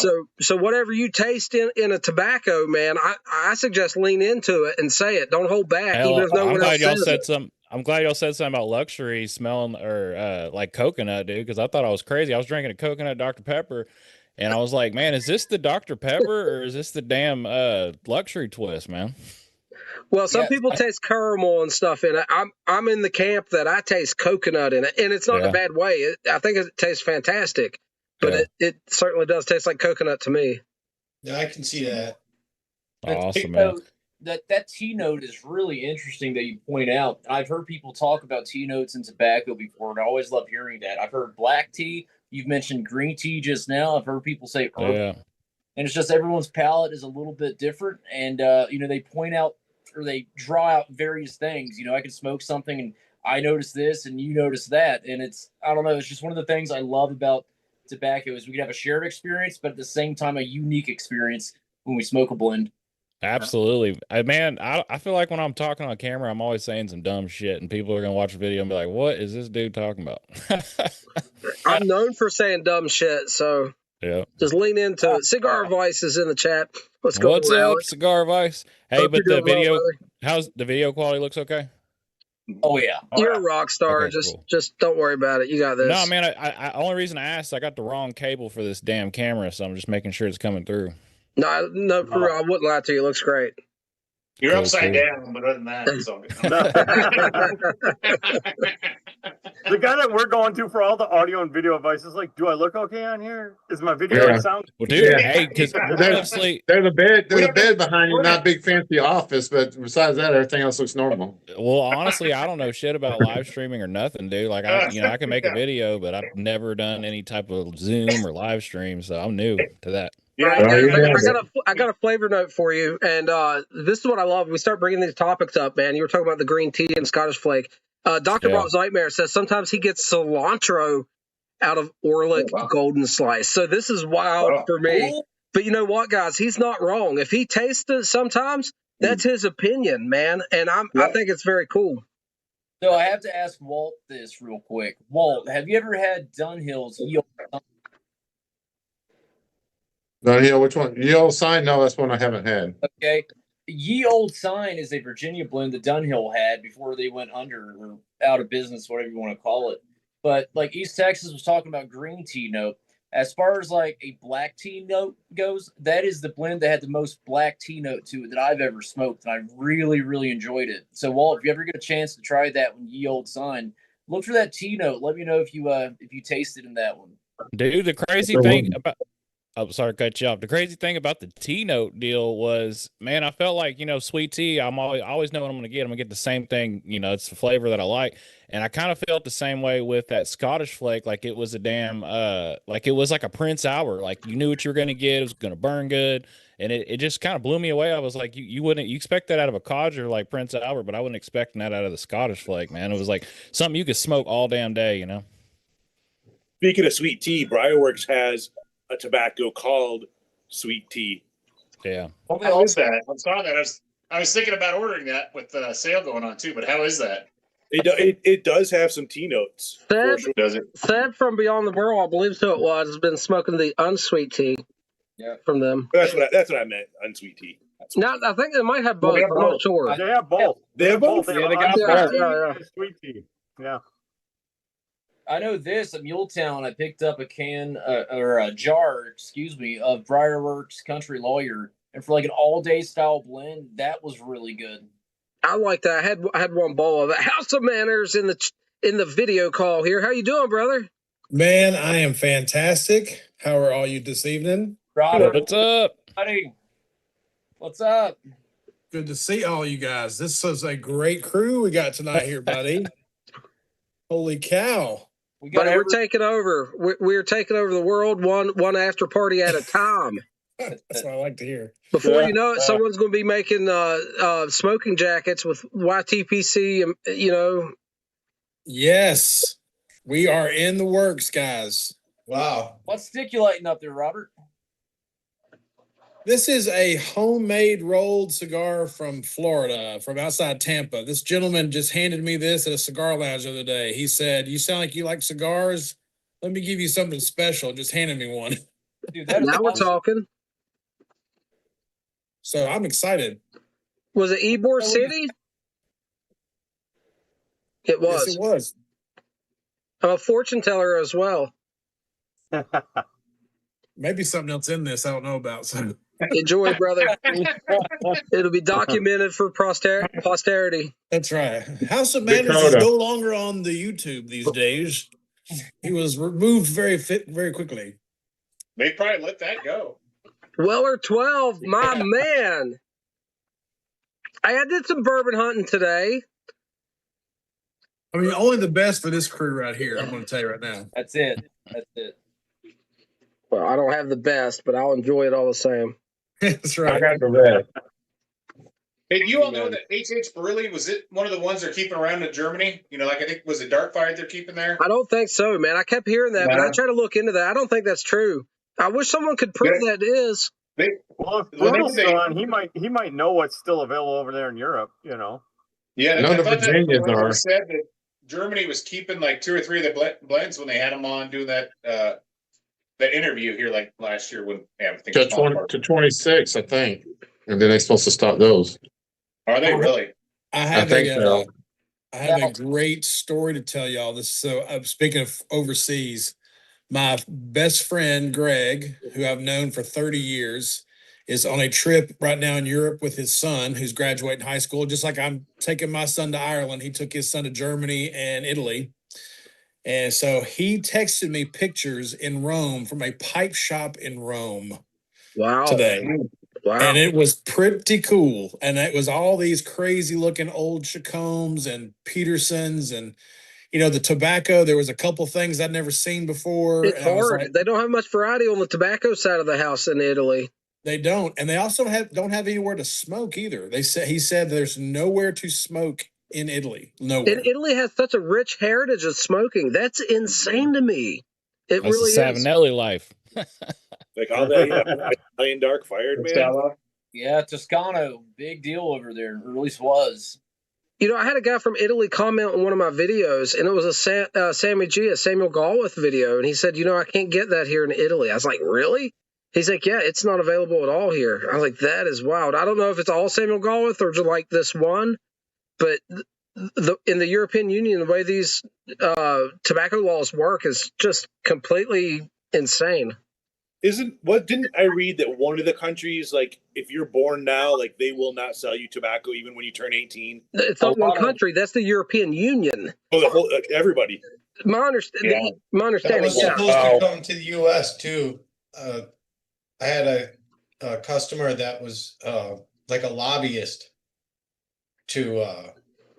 He was trying to push cigarettes in China.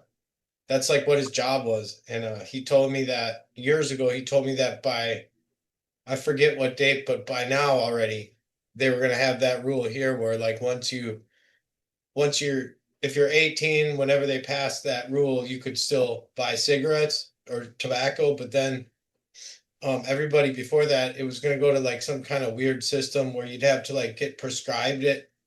Yeah, they can come. They can come and take it too over my dead body. They'll find my body in the biggest pile of spent brass mankind's ever seen. The term for that is called a generational ban, and yeah, it's basically saying anyone born after January 1st, 2030, we'll say, no matter what age they get, they will not be able to buy tobacco products at any point in their life. That's insane. And that's passed in a lot of countries. I think the EU's passed it. I think Australia may have passed it. Take that all with a grain of salt, but you can look it up online and verify. There is some places where that's a thing. Gumtree Piper got rid of all the aromatics too, right? Yeah, that's a whole nother thing. The aromatics because of flavors. Gumtree Piper's from Australia. He's been in a couple of these lives. He told us it costs 180 USD, so American dollars, per tin in import type taxes to buy a tin of tobacco in Australia. You see what Justin said earlier? He said he tried to get C&D's blue sent to Massachusetts, and they said they denied it because it was flavored tobacco. He couldn't get it. Yeah, Massachusetts. Yeah, that's wild. I missed that comment. Sorry about that, Justin. So the first person typically to ban anything will be California, and then immediately after Massachusetts typically follows. Yeah. All right, Robert, I need your expertise here for Scott. Scott's trying to dip his toe back into cigars, and he would like some suggestions. He purchased and smoked a Perdomo Habano Maduro today and absolutely loved it. Are there similar or better ones anyone can suggest? And I've got about a bunch of suggestions. So Habano Maduro is a little specific, but Habano is really in my wheelhouse. So I would say Charter Oak Habano for a good price. Oh, that's a good one. Be That's something a good to try. Robert, you take it away there, buddy. I mean, I'm a huge fan of My Father the Judge. That is, I believe that's a Habano. No, that's a Sumatra. No, let Yeah, me no, think. that's you're.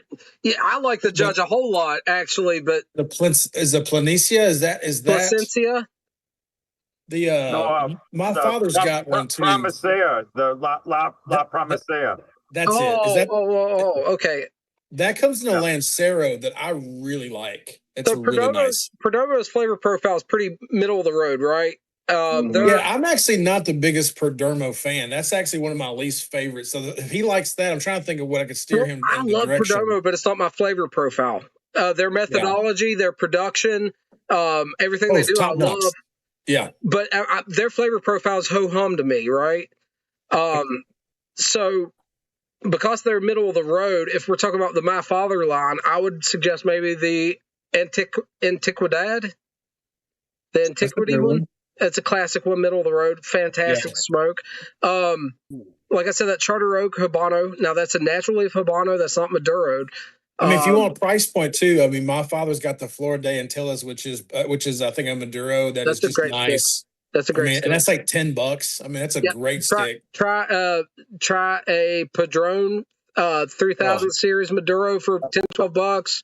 Oh my gosh, yes. Dude, Padron's hard to beat, man. That's my favorite. If you like Maduro specifically. The 1926 line has a Maduro too, but that's the 28, $26. That's a great stick though. But the 1000 series, all those 1000 series that Padron makes, there's like the 4000, the 2000, like all those are like handmade, hand rolled, box pressed. Some of them are box pressed, like $10-11. Man, I mean, they're fantastic. I will tell you another one. This is actually going to make a video. I'm making a video this week about cigars. This will actually make the video. It is a new one I just tried. It probably would replace my daily smoke. That's how much I enjoyed it. But it's called the La Galeras Maduro. And what I like about it, it's so good because it's not a typical Maduro. I call it an introduction to Maduro. It's black pepper, but it's mild. And I really enjoy that a lot. So, and for $10, man, you can't beat that. Yeah, so Dr. Bob says the My Father, the Bijou. I think Robert just talked about that the other day. That's a fantastic, not Bijou. How do you say that? Yeah, no, you got it. That's right. 1922. Yeah, that stick's fantastic. Actually, you got to have a little flair. You got to have a little flair. It's the 1922 La Bijou. La Bijou. Well, when I speak German, I sound like Hitler. I'd hate to know who I sound like when I try French. All right. Lafayette. We're actually going to smoke that cigar on Idiots with Manners this Monday night. So okay, you guys want to mention that? That's a great stick, by the way. That was a cigar of the year 20-something. 2015. 2015, right. And the Judge in the early 2020s, right? So yes, the Dom Pepins are fantastic. Fantastic. I'm a big My Father fan, guys. This is one of my staple companies. Freaking love them. And probably, I'll say it here, man, because I know we have some cigar people in here, and then we'll get back to pipe stuff. So for a long time, I had a Father's Day stick. I'd buy for myself for Father's Day, and it was a Roma Craft Neanderthal, right? So this past year... Don't start with that one. That's not a starter stick, guys. No, we're talking Toque Rustica snuff level cigar. Right, and that's why I liked it. A Neanderthal, because it'll hit you over the head with the club. It was club shaped, and it's made me vomit a little bit. You'll green in the gills with that one, yeah. It's a stick, man. It's a stick. But listen, I did this for years. It was my tradition. I was a big fan of the company, and I still love their sticks. But I had a little bit of a falling out with the owner, Skip Martin. After the Charlie Kirk stuff happened, he made some really nasty comments on his personal Facebook page, and we were friends on Facebook, and he was saying that he didn't think Charlie Kirk deserved it, but that his rhetoric caused his own death. And I was just completely put back by this, and I had to say something, and we had words, and he unfriended me and whatever, right? This is the first time I've spoken of this publicly. But it was completely bizarre commentary in my perspective. So I'm going to find me a new Father's Day cigar tradition, and I believe it's going to be in the My Father line. I think it's a company I love anyway, and with the name, it just lines up. Hey, Captain, I got a question to ask you, man. Yes, sir. Out in West Virginia, you and your brother, y'all ever heard of Mountain Holler? Because, man, it's like the drink. Because apparently, you got Mountain Dew. We seen some like half-ass Dollar General drink that said Mountain Holler online. I was like, is that like a West Virginia thing? I've seen that. I don't remember which off-brand that is. So growing up, what we had was Big K Citrus Drop from the Kroger. Yeah. Listen, I just know we I seen it drank on more a video. Citrus Drop than you could put in an Olympic-sized swimming pool. You know what I mean? Don't forget Seen that we seen that drink on a video, man, and my wife was like, man, that's like does the captain know about that? They're in the Yeah, hollers. I'm boy. like, I've yeah. seen that. It is one of the off-brands. I can't remember who produces it. I have seen it. Yeah. How far are y'all from Kentucky? 4 hours. Okay, so you're pretty far. Okay, so I got all my kin is from Harlan County, Kentucky.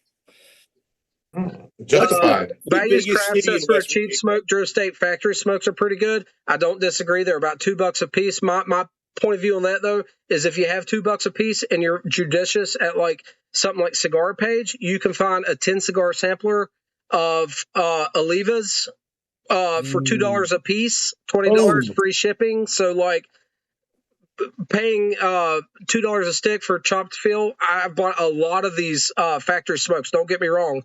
It's just paying $2 a piece now that I've got a little bit more perspective of where I can buy cheap cigars. It's not something I do much anymore. Yeah, man, Olivas, man, you can get those dirt cheap, and they are so good. The Oliva V and the little Perfecto. Man, they got this little Perfecto Oliva V. It's probably my favorite Oliva cigar. It's a small smoke, but man, it's tasty. Hey, East Texas, you ever smoke any cigars, man? Yeah, I like Padron Anniversary 1964s. The 1920 version I like a lot. The shit and I was balls, telling man. you, Okay. LFD Lennox would probably be my favorite. But LFD double Lajero for me, man. do Chisel like tip, some double LFD. Lajero, LFD. Chef's kiss. I didn't know you My were favorite into it, cigar man. of all time is the LFD Andalusian Bull. That is my absolute favorite cigar of all time. If you can find them, I get one every once in a while. kind of hard to find, man. I got a lot of information on Connecticut's and Maduros and all kinds of sticks, but I've kind of got into pipe smoking, man. So Well, no, I'm way more of a pipe smoker, but I still smoke a cigar. I might go grab me one here in a minute. I love a good cigar, especially like right now. I've had several pipes back to back. My tongue's getting a bit sensitive. I smoke aggressively, and the tongue bite starts to act up. I'll grab a cigar so I can keep smoking. hey, does that work with Nightcap? Listen, man. Listen, Nightcap's some serious stuff, bro. I love it. But I've had some episodes with it. I'll be honest. You put it in a big old bowl, you know what I mean? And you got a good pour, some decent bourbon, and the world does different things. That's like one of them Nording freehand bowls where it's just filled to the brim. Man. Your perspective certainly changes after that. You can change the world after one of those. Dude, that one live you're on, my little brother came and he smoked some Nightcap for the first time with me, and he said ever since he smoked it, he don't have problems sleeping at all, which is crazy because he hadn't smoked shit in 2 weeks. So I guess it's working. It cured him of his insomnia. Yeah. Hey, that was great of your brother jump in here, man. That was awesome. That was cool. Yeah. He's kind of new to pipe smoking, but he likes it.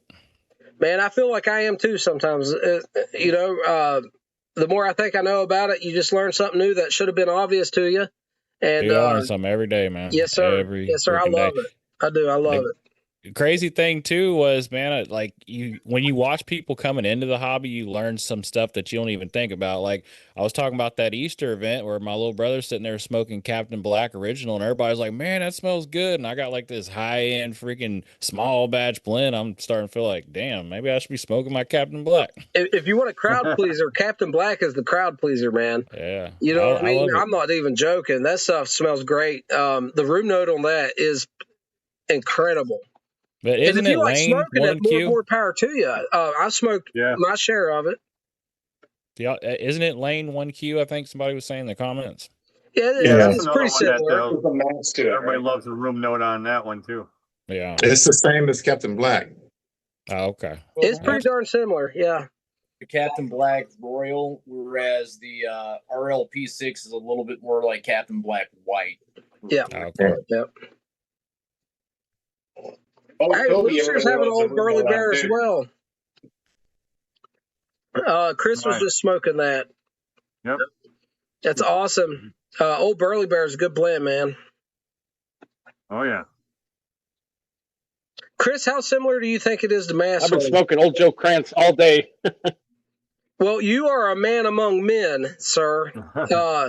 I appreciate someone that can Old Joe Krantz it all day long because it's a stout blend, man. It's got a lot of punch to it. I like it.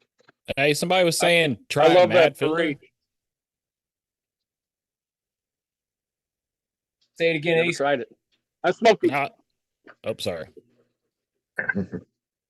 I'm smoking Comfort right now, which that's just a fantastic blend. Very balanced. It's delicious. I know Jay Furman really likes that Comfort, man. He's a big proponent of it. Yep. Everybody, welcome Cigar Vice to the Howdy. Zoom chat. What's going on, brother? How you doing, man? Good seeing you again. Good. Told myself I wasn't gonna have a pipe today. How's that working out for you? I saw the entire YTPC on this one live, so I figured I'd jump in. Hey, it's my first time, man. There's nothing like proving yourself wrong, man. I'm just saying. Just about 2 pipes, then you're not lying. You're doing 2 pipes, not 1. You're good to go. Sir Alpha Lima Tango is in the chat, like the alphanumerics. Put that in your pipe and smoke it, he says. Gentlemen, I ain't gonna lie, that cigar is not good. I'm not enjoying it. So. I'll take one of them gas station acid cigars. I think he got me. I think that's why he gave it to me. He was like, "Man, Oh. I've been trying to get rid of this for 2 years. That sucker came in here today and Dude, when I was in my Yeah, we're younger familiar years, I with- like that. If you're familiar with Ybor City, they got those chickens running around just everywhere. You know what I mean? Oh, yeah. Maybe you got a little I mean, chicken. I've had cigars from there. I've had hand rolled cigars from there that have been amazing. I mean, so Guys, this is I don't know if everyone realizes it. This is a historic live, not just for like my channel, but just for the YTPC. If everyone takes a snapshot right now and stops and thinks about it, we have an absolute array of pipe smokers in here, and it is so good to see us. Some first timers stopping by in the video, like Brian. Really appreciate you jumping on here in the video, Brian. Alec Cigar Vice, although he's doing all kinds of great videos, you haven't done a bunch of lives, have you? Not at all. 2 nights in a row. This is how the troubles start, my friend. Your wife's going to let you know about this. It's going to happen. Well, I just worked the last 2 weeks straight, every single day, and then I had schoolwork on top of that. So my wife said I had to pass. I had to Hey, pass. Alec, is that a Bucky shirt? Y'all got Bucky's in Alabama? Alec, It's yeah, Alec. It's a off-brand Bucky shirt, but yes. Is he wearing They're knots? only in Texas for some reason, man. Hey, is he I don't wearing know. They're all knots? over Tennessee and Alabama now. All over. Oh, okay. Oh, brother, Looks like Bucky's with Whataburger. nods. Yeah, that's right. He's I need that, That's what bro. I'm I talking need about. that in my life. It's a tactical Arizona's buck. first Bucky's is Yeah. getting built out here. oh, that's Same here. awesome. They're building a Bucky's. First Bucky's in Wisconsin is going to be like 5 miles from my house. Oh, you're never gonna leave. Dude, I'll love never go Buc-ee's. to a Bucky's again. Hunter can tell you about that one. I went once. It was great. I don't want to go back. Dude, it's $100 in snacks, man. Listen, I bought so much beef jerky, bro. That's So what I say. much I go beef back just jerky. for the jerky. Oh, I got good jerky, man. I'm telling you, Dakota was an absolute kid in the candy shop. I've never seen. I've seen him in cigar shops and pipe shops. You know, I thought I knew what he was like in that kind of kid in the candy shop zone. Nah, you walk into Bucky's though, I've never seen him that excited. Did you spend your entire paycheck? I spent as much there as I spent at Muletown, dude. Yeah, Dude, please you tell can me buy a you got nice the Peterson just from sandwich. one trip to Bucky's, man. I Just spent a please tell Peterson me at that y'all have Bucky's. seen. I just hope that y'all have seen the Babylon Bees whole series on the Californians moved to Texas. Yeah, that's good. There's a whole That's episode good. about That's Bucky's. hilarious. It's like oh my goodness, it's hilarious. It's so funny. Robert, you didn't see this when I showed it off earlier. I went to an antique mall today. Got a couple pipes and stuff. But check this out, Mr. Knife Man. I know I'm small in the corner here. This Wow. is an American-made straight razor manufactured in 1912. tell you the year. It was only available for 2 different years, 1912 and 1907. This is the 1912. This company went defunct in 1924. A Swiss immigrant in New Jersey made these, and really, really good shape. I've already hit it on the whetstone and honed it up. I hit some high flyers on the cheek with it to test it out. But Heck yeah, man. cool straight razor for the knife guys out there. I look like I've never seen a razor a day in my life. Be right back. I got to get the high riders, man. You know what I mean? Is the handle ivory? No, it's celluloid. So it was early plant-based plastic before it was completely synthesized. If you know, like the plastic on a cigarette wrapper, they call cellophane. It's really not today, but back in the day it was. It was an early plant cellulose-based plastic type derivative. Hey, I don't think Buc-ee's does sell tobacco. Or They sell might. I don't Zen. know. The one, Dude, is Zen like Copenhagen? What's the deal with this Zen shit? It's a tobacco-free nicotine pouch. Oh, pouches. Luxor asked if you bought the It's just- onesie, and it's Dakota. just nicotine, no tobacco. Oh, okay. They're glorious. No, listen, Lukester, I saw the onesie and I mentioned it to Hunter, and I was like, I want to get matching his and hers onesie, right? And Hunter's like, oh, that's funny. And I'm like, yeah, oh, that's funny because it was expensive as shit. I get home and I tell my wife about it. She's like, why didn't you buy me one? I was like, footed onesies, man. That's what I need in my life. All right, so you got to pick right now. Either we do a YTP smoking jacket or a onesie. Footed onesie. Listen, if you put the ass flap in it, I might go with the onesie. Yeah, I'm just gonna say, saying. you gotta make some got the flap. Walt's what the over here logo looking. is. Walt's over here looking like he's into Fort Knox of tobacco, man. Walt's got the library going on. Walt's like, just another Saturday night, brother. Once the onesies come out, you know the honeymoon's over. You're gonna have to use the random number Move generator over to the pipe. tobacco. Oh, guys, I got a story. I got a story, and it's past the statute of limitations, and I'm going to tell it because of Dr. Bob's nightmare. He says he bought some of those celluloid rolling papers, see-through joints, was weird. So there was a kid one night, and man, I hate to even go into this, but he stopped at my apartment. Hunter's not even in the chat, so I can't even tell him so he knows who it is. No, I know the story. I know exactly who it is. Okay, so true story. This local kid stops by my apartment when I was like 19 years old, and he stops by the apartment, and he's got like a bag of oregano, right? And he's like, "You want to roll one up?" And I'm like, "No, man, I'm not. I don't want to smoke. I'm good." And he's like, "You care if I do?" And I'm like, "Go ahead, man." And he's like, "You got some papers?" And I'm like, "Nah, man, but have you seen those clear ones like your cousin had a week ago?" He's like, "Yeah, what was that?" I was like, "He just used his bag, man. He rolled it up in the bag." And this poor kid, this is me being a dick. I'll just be honest.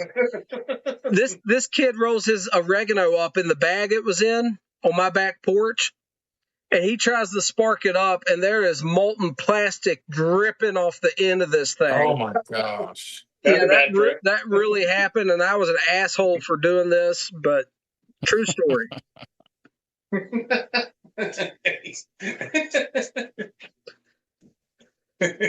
Every time he sees the cigarette, his genitals will start burning or something. I was like, oh. Yeah, that really happened. That's evil. I know, it's so bad. It's even. I mean, this is like a low IQ dude, so it just gets worse. The story don't get better. I mean, I think we've all known people like that in our lives. That's why I had a friend of mine one time got so wasted. He was like, "Man, somebody called the cops because somebody stole my weed." He was dead set serious, I'm sure. He was dead serious. They found the bag. Somebody called the cops. The cops will love that. Somebody stole my drugs. That's right. I've seen that episode. It was in '97. The kid was wearing a Dare shirt. I remember it. Yeah. That's a campaign that didn't work in that case. Oh, y'all remember those "This Is Your Brain on Drugs" commercials? Oh yeah. There's a That Friday. girl, Oh yeah. that girl from the like This Is Your Brain on Drugs, and then she smashes the egg with the skillet. I picked her up from the airport when I used to drive a shuttle for a rental car company, and I didn't even know who it was. And then I got back, and all the girls that work in there were like, "Oh, what was she like? What was she like?" And I'm like, "She was all right. I don't know." They had to tell me who she was.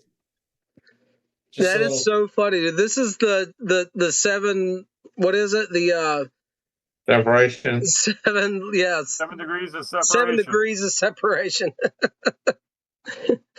See, I am connected through First Person Smoker to the lady that did the Dare commercials. Who would have thunk it? Did you smoke a pipe? Who all here has Yeah, met somebody they call them famous? stems, That's the question. though. That's what I want to know. Who all here has met somebody famous? That would be a really good episode. Like, well, who all, like naming the people you met in life? That's funny. That'd be I funny. met Harrison Ford once. Oh, that is pretty funny. badass. Han Solo. That's a good one. That's pretty a good one. badass. That's not where my mind went, but okay. I met Indiana Jones. That's where you went. And Paul Simon. Which Stevie movie? Nicks in the airport. You went Indiana Jones. No. I went Tom Clancy movie. Jack Ryan. October or Get off my damn plane. The plane one was the first one I thought of. Fugitive. The Fugitive. No. You know, Tommy Lee Jones, he says, I gotta find everybody here. Tommy Lee Jones. Tommy Lee Jones in that cheerleading movie when she's American like, Graffiti. "Put on your happy face." Tommy Lee Jones says, "This is my happy face." Oh man. There's a lot of famous people that come through the Twin Cities. I've seen a lot of people. I didn't like meet them, but like Brian Dennehy. Do you guys know Mean Gene Okerlund from WWF? Heck yeah, man. Yeah, I had him in the van. He used to park a car at our car rental lot, and we would just drive and pick him up. We used to do that for a couple of people. He was All a right, good guys, tipper I'm too. going to tell you one celebrity I ran across one time, and then we'll go grab a cigar. There's this one time I went live on YouTube, and I had East Texas Pipe Club in my damn video chat. Come on, man. What? Tell me about the captain. What? I'll be right back, guys. No way. He was in the line as the police rushed in and took him away for. It's like a Waylon Jennings song. Yeah. Hey, y'all, I gotta take out, man. I'm gonna get out of this live, but I'll get back in the chat. All right, man. Take it easy. Seeing you. Hey, See you, good my talking to friend. y'all. Tell the You captain too, I man. said bye. We'll see you. I'm gonna grab Met another. Colonel Coke. Daniels. That was pretty cool. Yeah. I have a jar of tobacco missing, and I don't know where it went. What's worse, Call the cops. Call the cops. Somebody stole his tobacco. Uh, I don't know what blend is missing though. I have one of those. You know when you buy mason jars, so they come in packs of 12, like in the cardboard crates. I keep when I'm smoking regularly in one of those 12-pack like crates, and one of the jars is missing, and I don't know what I had there. oh, you know who I met? I met Bart and Cherry Starr. I mean, I'm a Packer guy, but you guys, I met Bart Starr. Mm-hmm. That's a good one.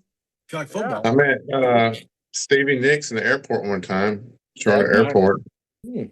And when I was little, I got to go on John Connolly's tour bus. My aunt was his manager. Hey, there we go. Mine and Hunter's second cousin starred on Hee Haw. True story. Oh, I loved me some hee-haw. That's True almost story. royalty. That's funny. My mother actually dated Porter Wagner for a while. What? Nice. Get out of here. She was a youngin' too. That tells you that's I worked with the guy this January. I did a 3-day job in Virginia, and I worked with the guy. His grandma left his grandpa to be with Burt Reynolds for a while. Is that when he did the picture? You know, I met Shaq. He was just as dull as he is in real life. Nah, man, Shaq might be my favorite celebrity. His interaction with kids and stuff, dude. Oh no, yeah, it's great. Yeah, yeah. But he's not bright. No, But he's no one definitely ever accused him of being the brightest crayon in the box. That's for he's sure. actually he's smarter than a lot of people As far realize. as He's got money more goes, he's businesses than done pretty anybody in the good. world. He owns like 95 businesses. I mean, the guy's like really business savvy. I also met Leanne Rhymes. This is my favorite celebrity story. I was standing in line to get popcorn at a movie theater, and my friend is facing me, who's looking behind me. And while we're talking, he goes, "Don't look, but Leanne Rhymes is standing right behind you." And I'm like, "Well, obviously, I'm going to look. Like I'm not." So I turn around casually, like I'm just kind of looking around, and she's standing there with another girl and another guy. And I look at her and I go, "Hey, you look familiar to me." She goes, "Oh, really?" And I said, "Yeah." I said, "Where you go to church?" And she goes, "That's not where you know me from." She said, "I'm a country music singer." I said, "Are you good?" Because I'm not a country music fan, so I didn't care. And my friend was horrified. Did East Texas jump out of here? He did. Yeah. Okay. Yeah, he said say bye. He's It's in the telling chat. you that he's too good and famous for us. So he's out. I know. Ain't he cool? Guys, listen, I did meet an actual movie, like a guy on one of the biggest movies ever made once. This is a true story. Keep in mind that I'm from the middle of West by God, Virginia, and we don't meet celebrities. But one time at a state fair in Lewisburg, West Virginia, when I was a young teenager, 13, 14, I met one of the three little people that was in the Lollipop Guild in the original Wizard of Oz. So if you remember the kids holding the big suckers, the lollipops, singing the song, I met one of them in his older, advanced age that was doing, tours in Appalachia to get, kind of, you look at it now, you're like, oh man, but kind of like Appalachia Comic-Con. Yeah, exactly. But I did meet him at a state fair and talk to him for a little bit. And he was an old man at the time, but he was original cast from Wizard of Oz that was made in the 30s? Yeah, I think so. Pre-World War. Berto's heading out. Take care, brother. Thanks for stopping by, man. I hope you have a wonderful day ahead of you. I know it's early. Buddy.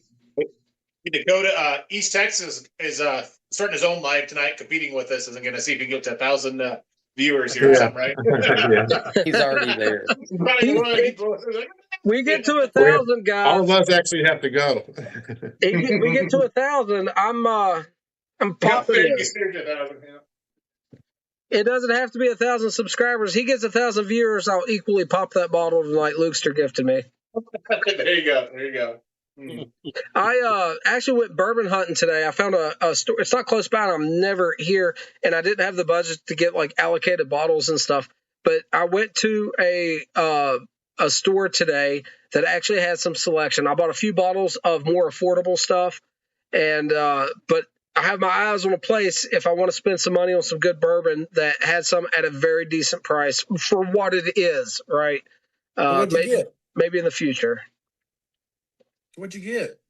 I got some like Old Granddad 114, and I got that Jim Beam Black 7-year I haven't tried.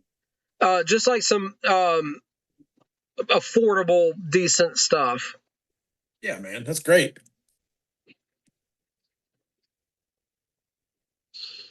Bayou's Craft says you'll enjoy the Eagle Rare when you open it. I've had it, Bayou, but it's been 6 years ago. It's not been available around here. It used to be like the We had it in Milltown. Pardon? We had a bottle open at Milltown. You didn't drink none of that? I didn't know he had a bottle open. Looster did? He had a big bottle of Weller's. I brought a bottle. Oh, you brought a bottle. I didn't realize it, Walt. Listen, I was dragging ass by the time we were at the pavilion, man. I was suffering, dude. That was a long day. You opened that bottle after he went to bed. Probably. We got out early, I'll be honest, man. It's 9 o'clock. After finally went to bed, let's get the good stuff. All right. You jumping back in East Texas? No, he said he's going to stay in chat. Okay. I was checking.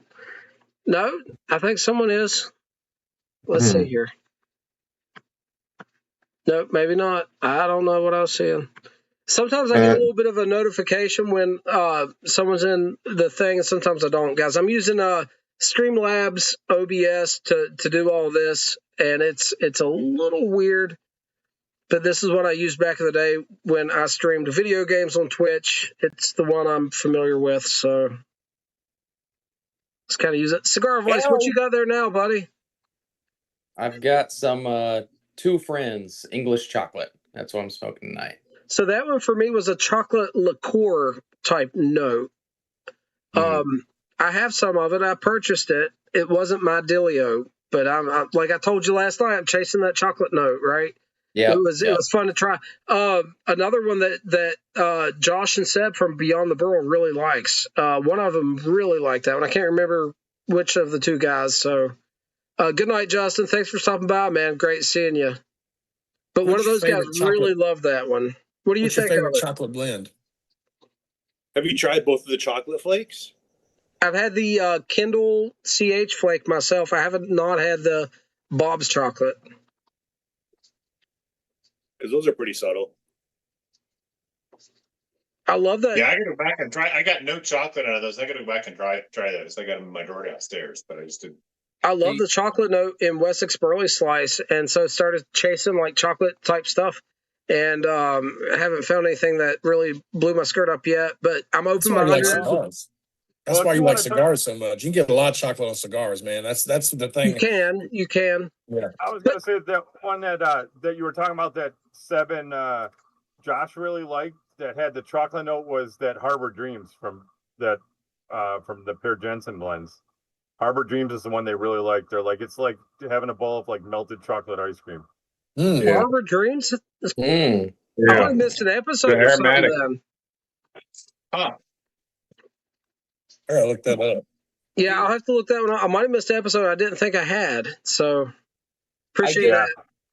In notes, I can pick up cocoa, but chocolate to me is different, and I can never pick up chocolate in a blend, even if it's a like the Gall with chocolate flake, not the Bob's, but the other one that Dakota was mentioning. I don't get with the Wessex Burley Slice. I get beautiful cocoa notes. I never pick up the chocolate though. Mm-hmm. Even in cigars, like a nice Maduro cigar that other people will say tastes like chocolate, I never really pick up the chocolate, which is too bad because I love chocolate. But that's one flavor note that in tobacco just doesn't come through to me. Well, also it depends on what do you mean when you say this is a good clarification. What do you mean when you say chocolate? Because when I think chocolate, there's different levels of that. Like there's bitter sweet chocolate, like that bitter chocolate. There's like dark chocolate. There's milk chocolate. Really just anything that I would associate as chocolate. I get cocoa sometimes. You know what I mean? I can Isn't cocoa chocolate, kinda? What is? Isn't cocoa kind of chocolate? Unsweetened, like a bacon chocolate. Yeah, when I talk about the chocolate I was chasing, to be honest, it would be like a cocoa powder. Yeah. My assumption is that Kopp is using a food grade, high end German cocoa baking type powder for their additive. They're probably using a alcohol base to dissolve in case that, and it's probably unsweetened cocoa that I'm detecting that I'm talking about. In a generic term, though, we say it's a chocolate note, right? But it does not taste like chocolate. You were talking about cigars.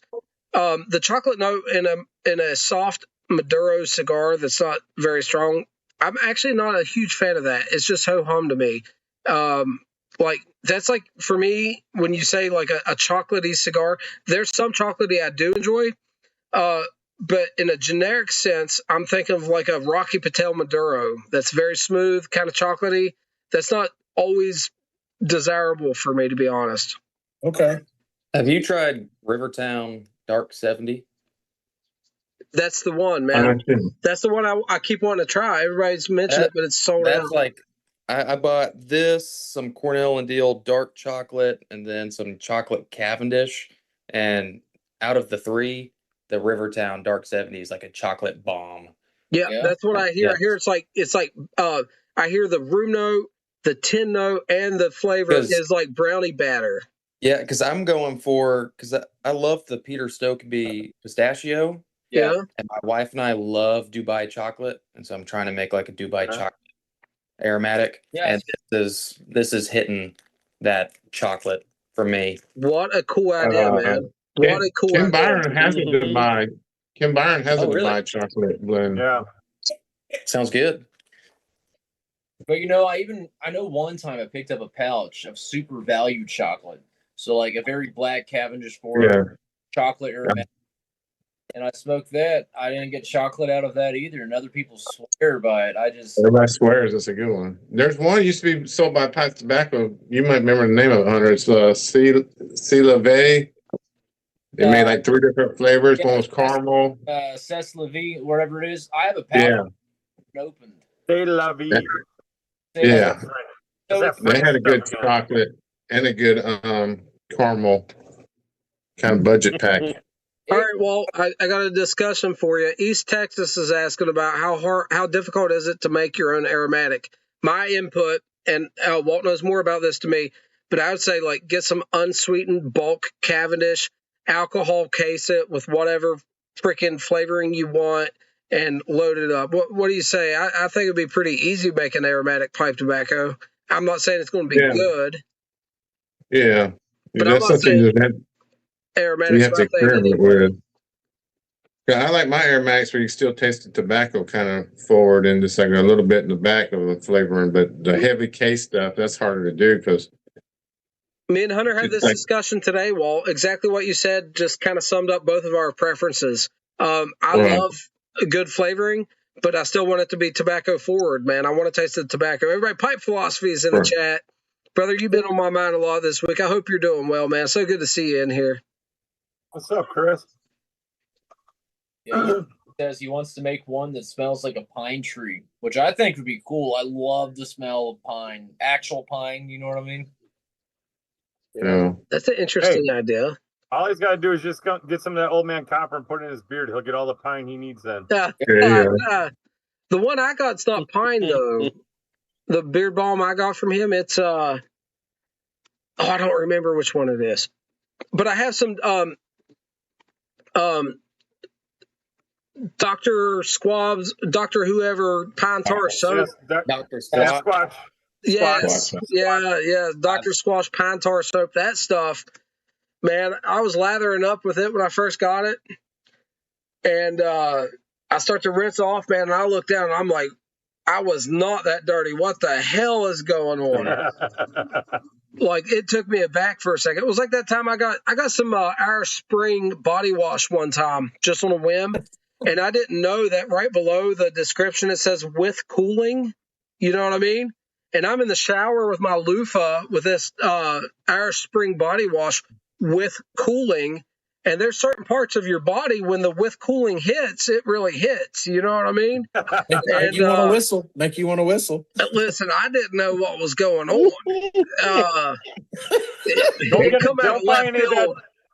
Don't get the Dr. Bronner's peppermint soap then either, because that stuff. Oh man, I've done that. I could take it. Listen, I'm a man. I could take it. I just wasn't prepared for it. That's what I'm trying to say. Nothing wakes you up in the morning like capsaicin cream on your back and not realize it's going to wash down when you get in the shower. And that do it. That hurts.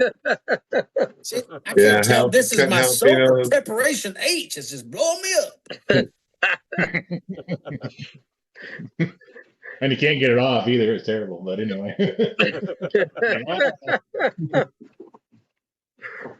Pipe Hunter, I think one of the HU blends has, I think, cocoa.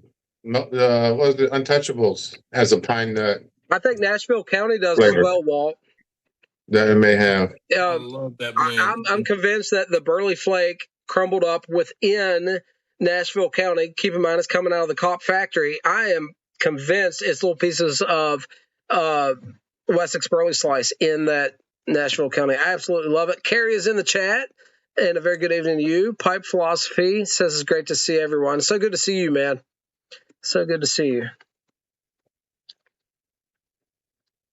I get a lot of cedar notes, no pine, but cedar notes out of Latakia blends. I can see that. I get woody notes That's often. interesting because at first, when you say cedar notes, my mind goes to the cigar flavor note from them, like dry aging in a cigar box, right? Yeah, man. Cedar lined, and that cedar note's different. But you bring up a great point, which is Latakia is smoked with a bunch of evergreen stuff and different essential oils and herbs and stuff over there. So it's fire cured in a way a little bit different from dark fired. So, Brian, you bring up a good point, and I've never thought of it in that way, but there is some of that quality to it for sure. Yeah.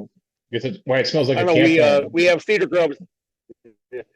We have cedar groves out here in Washington, and in the summertime, when it's hot, you go into the cedar groves, and there's this specific cedary incensey smell that comes off it. I get that same thing off of Latakia. It's so that's why it's a summer blend to me.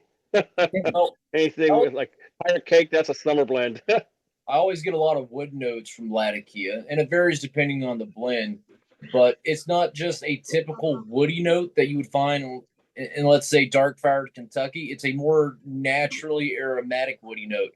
And so for me, that makes absolute sense because cedar is a little bit more naturally aromatic than other woods, and that's why it's used with cigars so often. So I think you're spot on the money with that.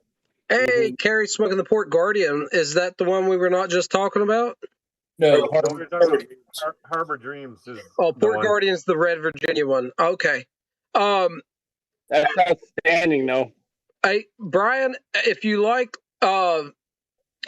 parrot cake, keep in mind you might have already had it, but think about the Captain Earl's Night Watch. It's a crumble cake like parrot cake, not quite as much Latakia. It's got a little bit more other stuff, but it's still a deep English, very heavy Latakia. I love that stuff. It's one of my favorite deep Englishes, so maybe give that a whirl at some point. Thanks. Dakota, I was going to tell you, I got my old man copper order today. Nice. What'd you get, man? He hooked me up to, I got what's asphalt excavator beard balm. I like that a lot. That's the one I got actually. Now that you mention it, and then I got the wood balm. For like your I got some of that too, man. That's handy. I don't know if you've ever used like boiled linseed oil or anything like that before, but and it's got the wax used on the outside of pipes. Beeswax in it, yeah. Not beeswax. It's the Kubab. I thought he had a little bit of beeswax in that one too when I was reading it. It might have some, but it's got that. I'm sure the wood one it does because it's so it holds it on there and locks it in for the waterproofing too. I think. Yeah, I haven't tried it out yet. Well, the boiled linseed oil on wood absolutely soaks into the grain. The Carnauba, you're thinking of Carnauba is the word you're looking for. It's got Carnauba wax, a boiled linseed oil, Carnauba wax, and it might have a beeswax in it as well as a medium, Chris, because that completely makes sense, right? But I've been using that type of stuff my whole life for tool handles, for firearm stocks. I think that's a cool product. I haven't played with mine yet. Cactus, but and then I got some of the bug repellent, which I'm using right now, and it works. No way, get out of here! Oh, that's cool. Awesome. I got my wife some of the lip balm. I got some of the lip balm for my wife and daughter, and they like the lip balm. They like that because we have these like tiny mosquitoes here that are just incessant. Like when I'm sitting out here like on a night like this, I'll walk inside if I don't put something on with like just a shit ton of mosquito bites. And I have not gotten bit once. Let's go. I'm so glad to hear a good report. I was wondering about that. And then he sent me a free beard balm of the coffee one. I like that coffee one. Dude, that's awesome, man. And then a bunch of stickers and pins and stuff. That is so awesome. The Urban Hermit. You got another 673 lover right here. I'm sorry, Chris. Go ahead, sir. I said I might have to toss some bug repellent in when I order up my hat.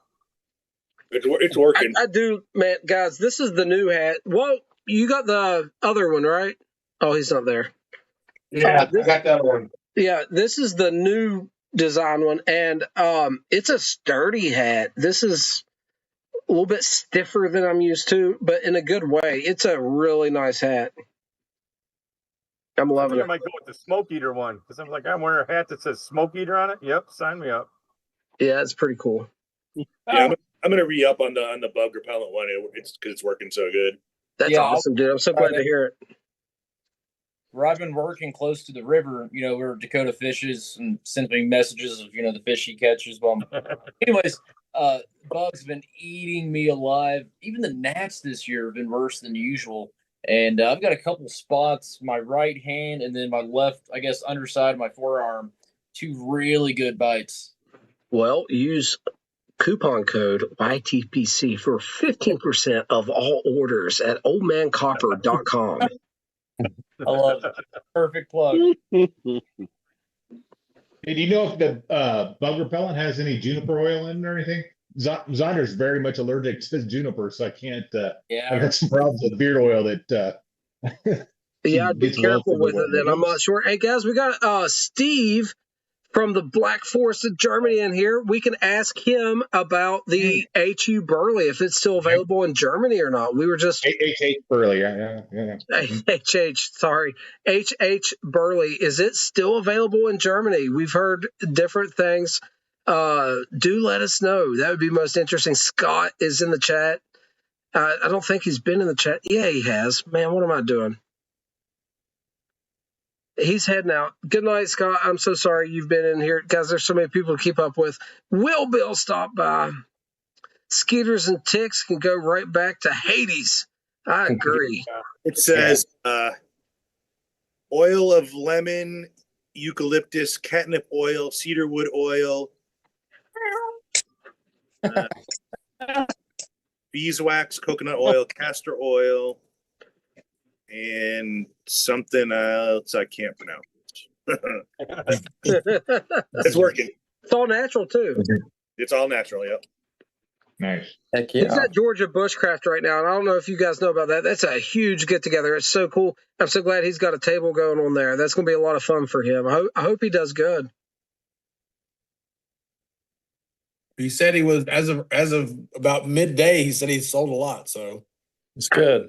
I haven't seen any updates. I was so busy today. I wasn't online much, so I haven't seen any updates. So looking forward to chatting with him and seeing how he did, man.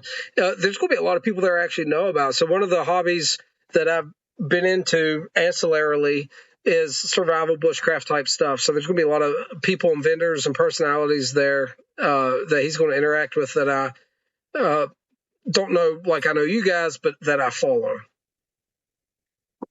Kelly.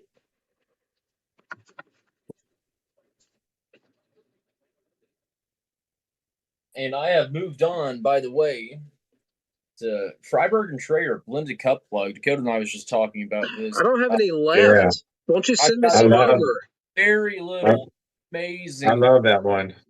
Yeah, it's a great one. Fantastic blend. 89. They got like Savinelli. They got like 3 good ones. They got that one, the vintage cut, the good one, and another one that sounds like that one. I forget the name of it, but all 3 of them. 2 with the gray label, 1 with the red label. The names are weird. They got weird names. Yeah. I'll tell you, this red label, the blended cup plug, if you guys want to Red Virginia, if you see this available online or in a shop, just take my word for it. If you love Virginia, especially Red Virginia, all day long. What's Lukester talking about beaver caster here? He's castrating beavers? What the hell is he No, doing? listen, I seen the biggest, smelliest beaver of my life over the weekend. I think they use something from a beaver to make like raspberry flavor, I think. I know musk was used. That doesn't sound good. Traditionally, musk was used in scents. I don't know if I know Captain well enough to give him like hell. Like I have certain friends that I talk smack to. You know what I'm saying? I don't know if you guys can see this. This was a decomposing giant beaver on the riverbank. If Jeremiah had said that, I would have said, "Dude, don't be talking about your wife." Listen. This was the biggest, smelliest beaver I've ever seen in my life, and you can ask my wife. It was a giant, smelly beaver. Unfortunately, it was covered in maggots. But yeah, true story. True I story. can't stand y'all. I can't stand y'all. Y'all making Oh my gosh, that made me I'm laugh. sorry. No one's stopping me. This is my channel, so if I screw the pooch, it's on me. Oh my gosh.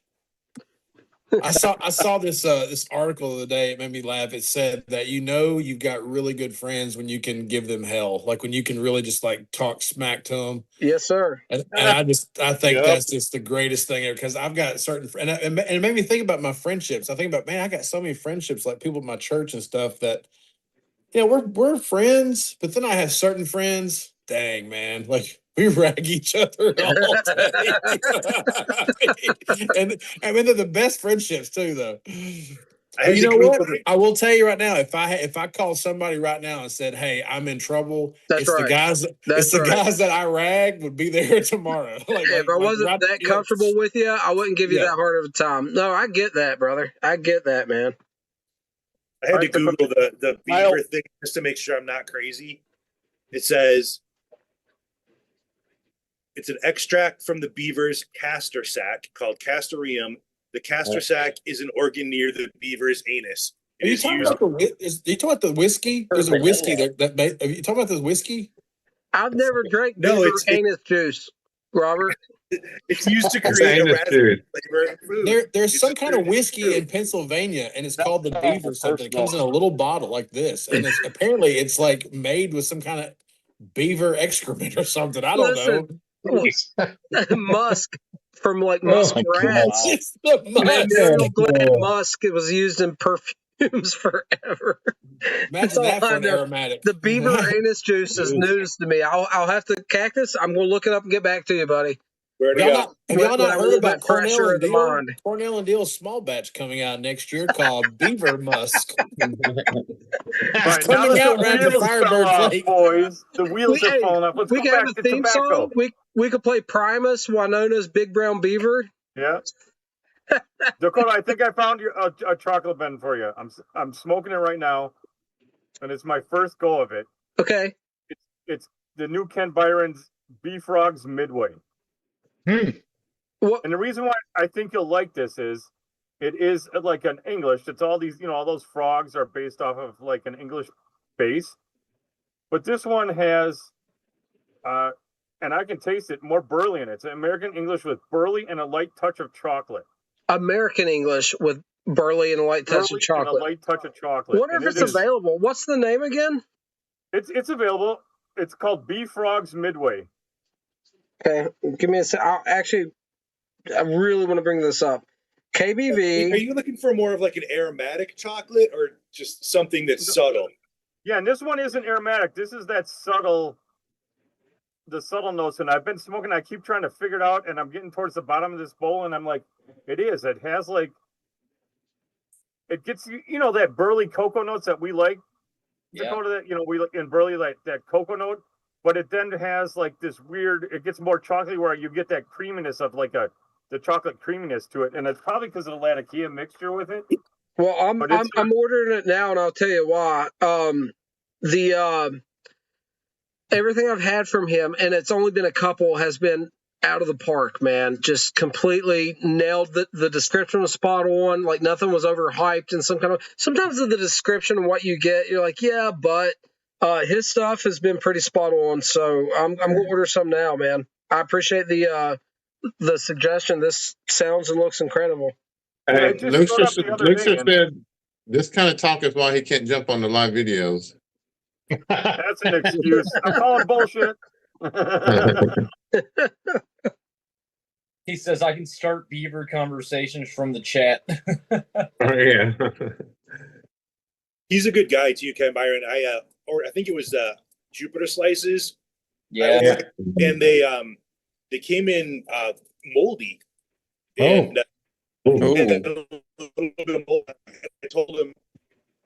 He said, I was afraid of that because he said he didn't dry it out as much as he thought he should, and then he sent me like 4 bags of a for a replacement for about 1 bag that I ordered. Oh, that's awesome. And that Jupiter Slices is a fantastic blend too. Jermaine certainly didn't treat me like that.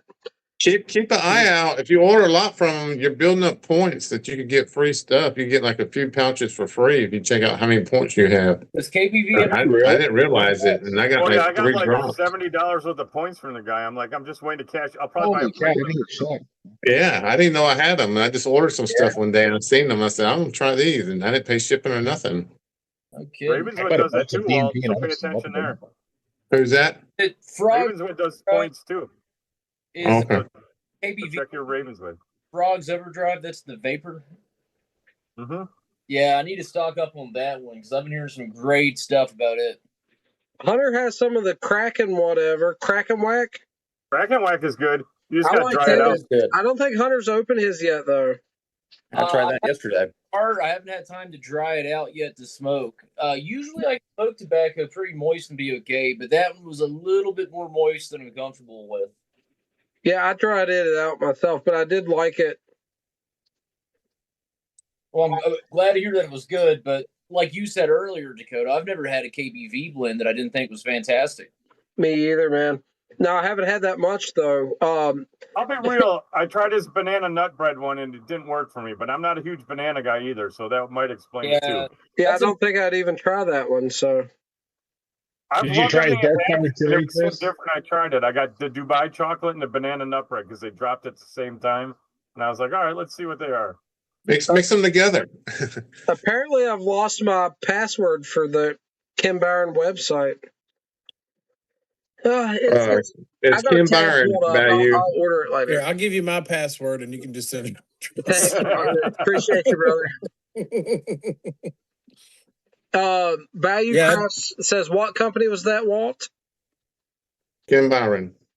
Ken Byron Ventures. Yes, KBV. Ken Byron Ventures. KBV.com. Yeah. BMP, right? Because everybody's one of the big, other than Gary now, unfortunately. Right? Yeah, B. Throckmorton, just the regular B. Throckmorton is really good. It's a aromatic English. Nice. Let's. You guys were talking about mold, man. Has anybody had any mold experiences in the past year from new tins? Dakota and I have. 2 got years some ago, old- Anthology had a bunch in it. I got some They old replaced all brown the tins. bridge from Germain's that I've been hunting for a long time. It was not a cheap tin, and it had the forbidden cotton candy in it. Very wet with the forbidden cotton candy. Yeah. It was a My no. Anthology, I had about 5 tins, and 2 of them, I opened one, and Jeremy said, well, open another one and see, and it had mold on it just as bad as the first one. But he Oh replaced no. it. Yeah. I And I was didn't very bummed open about it. mine. I really liked the first bowls of it, but then That's what I'm thinking, Walt, because I'm looking at my 2 tins right now. I bought 3. I smoked 1 in 20 came out. Actually really good. But now I'm nervous. Yeah. What year? Which one was it? The 20 to 22? They only came out in 23 to celebrate the 30th anniversary, I think. I have one for 22. Anthology? I think so.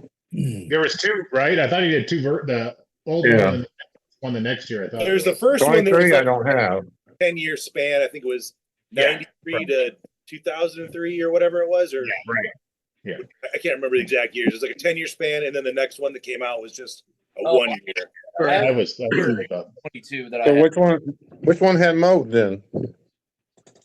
The 23 or whatever it was. The Oh, okay. Values Yeah. Craft is heading out. Thank you so much for stopping by. Thank you for helping me with your username, man. Guys, you got to treat me sometimes like I'm in 3rd grade with these usernames. It doesn't always come to me. Thank you so much for stopping by. Have a great night. Carrie and the Urban Hermit says Mushroom Leg had some Stonehenge Yeah. that when he opened up, or Stonehaven Stonehaven. that when he opened up was moldy. Guys, that's one of the ones I've been trying to get a hold of, and I'm up paying secondary prices, but I'll get some at some point. Which one? Stonehaven. Oh, yeah. I haven't The had it chocolate yet, and America. but I couldn't imagine finally getting a hold of a tin and it being moldy when I open it, guys. I'd be crushed. I'll be honest. The Old Brown Bridge from Germain's was something I did hunt for and I was looking forward to, but not in the same level as Stonehaven. That's one that I really think I would enjoy, and I'd be crushed. I really would.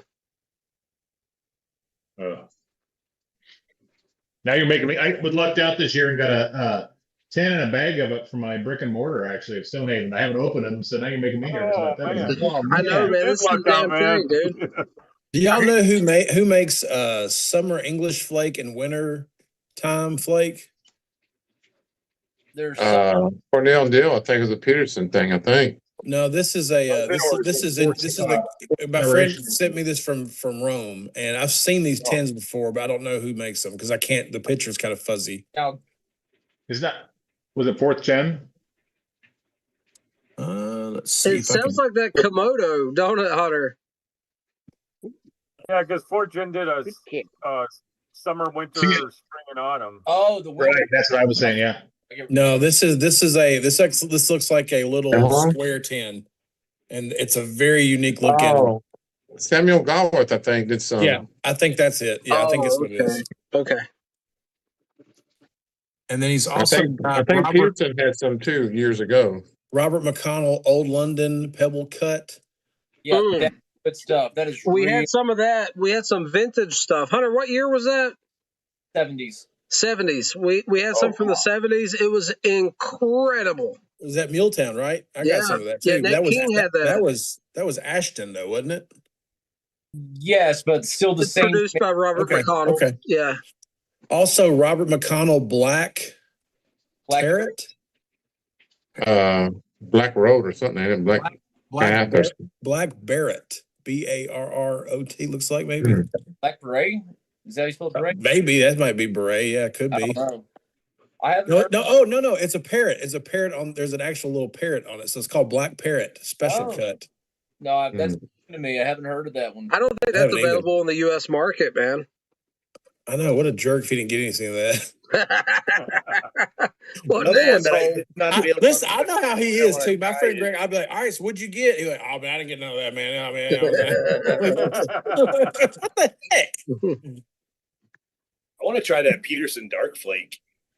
I've seen that. Yeah, that looks really good. I got you, man. I got you.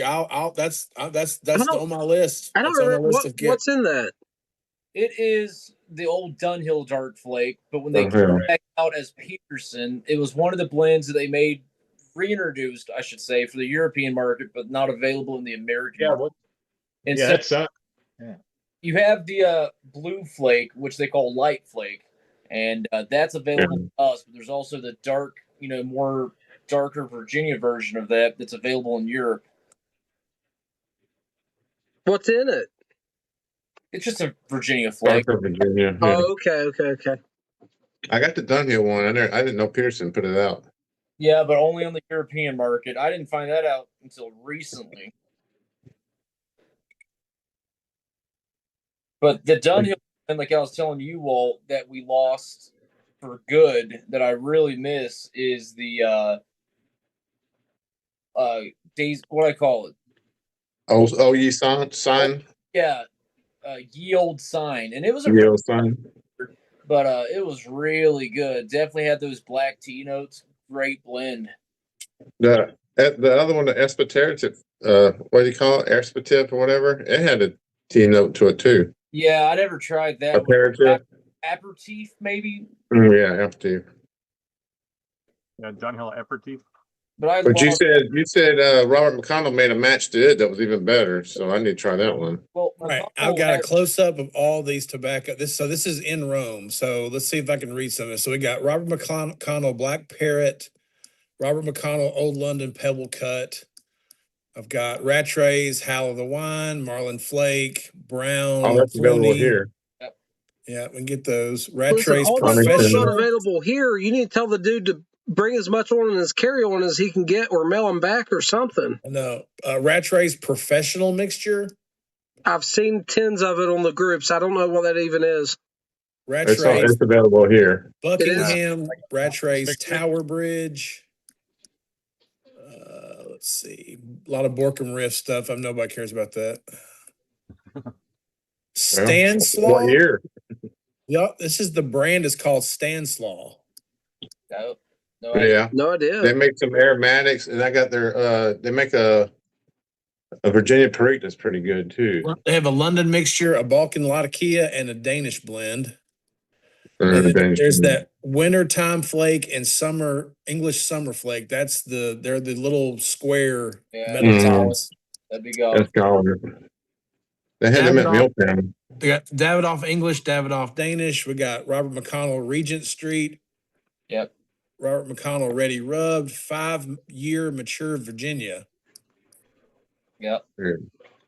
And then all the stuff you normally see, the Robert McConnell stuff. There's the Solani. I can't make out the Solanis. I don't know what those are. I can't tell what they are. Color? White and black. Yeah, that's a good one. They all look the silver. Looks like a Virginia Burley. The Solani Festival is one hard to get here if you can find it over there. Which was it called? Festival, I think. It's a strong aromatic that people went crazy over about a year or two ago. And here is one that I cannot make out what that says. It's Robert McConnell. Looks like it's called the Firmament Blend or something. Regent Blend. I can't read it. Regent's one. Okay. It's available here though. All right. Well, that's all. Looks like that's all the only picture he took of the tobacco. So, Walt, I need to send this to you tomorrow on Messenger and send you the picture of it. McConnell makes their own match to basically every Dunhill blend, but they that's what you told me. Do they got Yayo sign? A list of all those matches and the corresponding blend. Now, whether they're good matches or not, I do not know. You know what I mean? But have that list, I'll send you. Okay. And so, David G's getting a little antsy. He says 27 minutes till the rust go, but hey, who's counting? That's all they tune in for, man. They just want to see you suffer. I'm gonna do a little best dark right now. Wilson's a Shero. This is not gonna. I'm not gonna suffer through this. This stuff is delightful. Yeah, it's good. I'm having some Ravenwood's Fangorn Forest. I love that blend. It's a good dark fire blend. Man, that is a good one. Have that one. Man, it comes with a chunk of wood in it. The Ravenswood Summers Inn. Or is it barrel stave? So Somers Inn, yes. I had it right the second time. Kelly, girl. I'll tell you though, this year's release of the Ostara from Ravenswood is really good. Is that the one coming? Is that the one coming out on Wednesday? Is a re-release on Wednesday? I think Ostara already dropped this season. I think it might still be available on his site. Hey guys, if anyone's interested, he announced it last night on Walt's Live, but Golden Years by Appalachian Customs midweek this week will drop.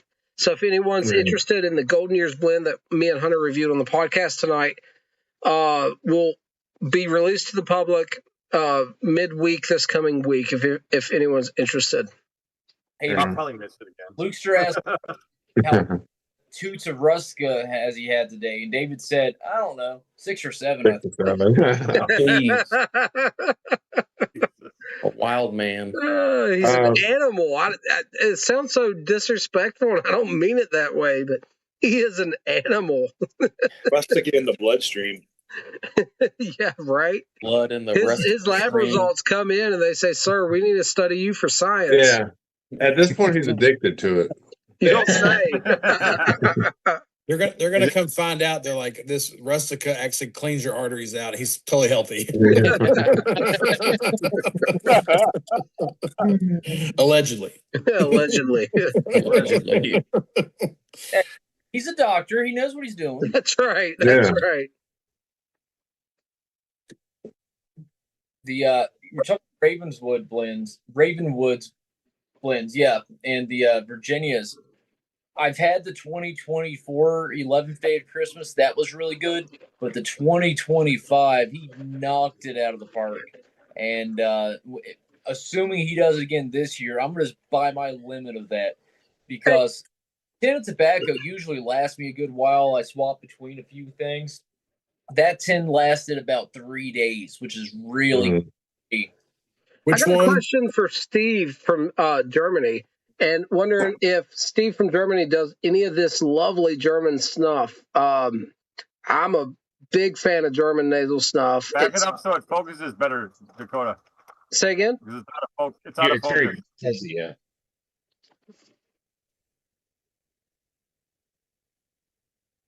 Back it up. There you go.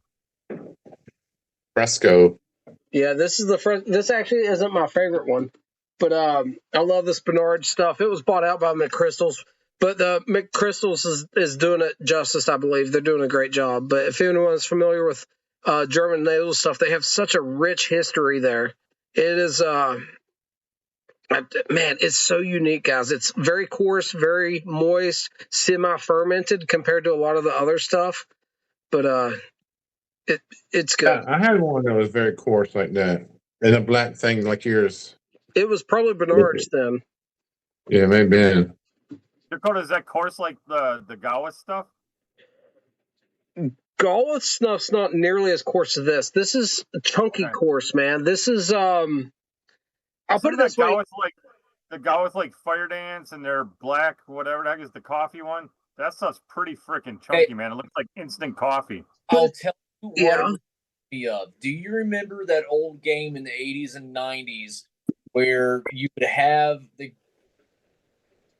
pin and you move the little magnetic pieces and give a guy hair or something? Oh yeah. Yeah. You said 80s and 90s. That was like from the 40s and 50s at Cracker Barrel. Yeah. But it's very coarse. It almost, I don't know, you just have to see it. Maybe like coffee grounds. I'll put some on my hand, guys. We'll go ahead and do something. Now, the stuff about this German stuff is I can't leave it in. I absolutely have to blow my nose after I'm done with it. Like,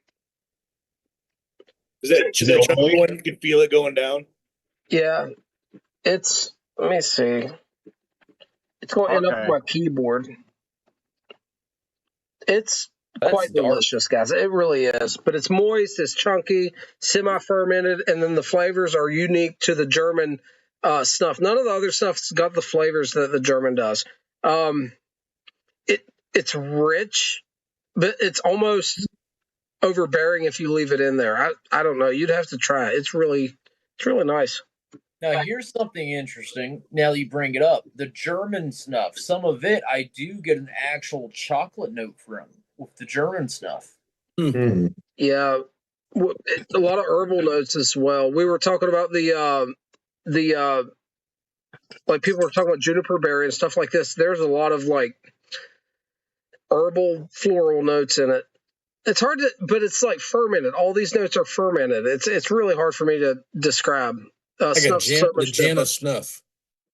Yeah, kind of. No, it's closer to Copenhagen than other snuffs. I don't know that. I take that back. The stuff the tribe in Africa uses for alternative means, it's got some Copenhagen qualities.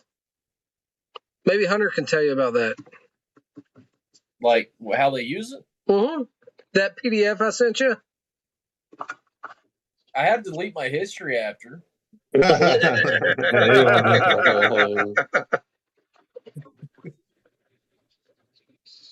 Yeah, I have some. I have a bunch of different stuffs here, and one of them's used by one of the tribes in a traditional fashion that we can't speak of here, I guess. League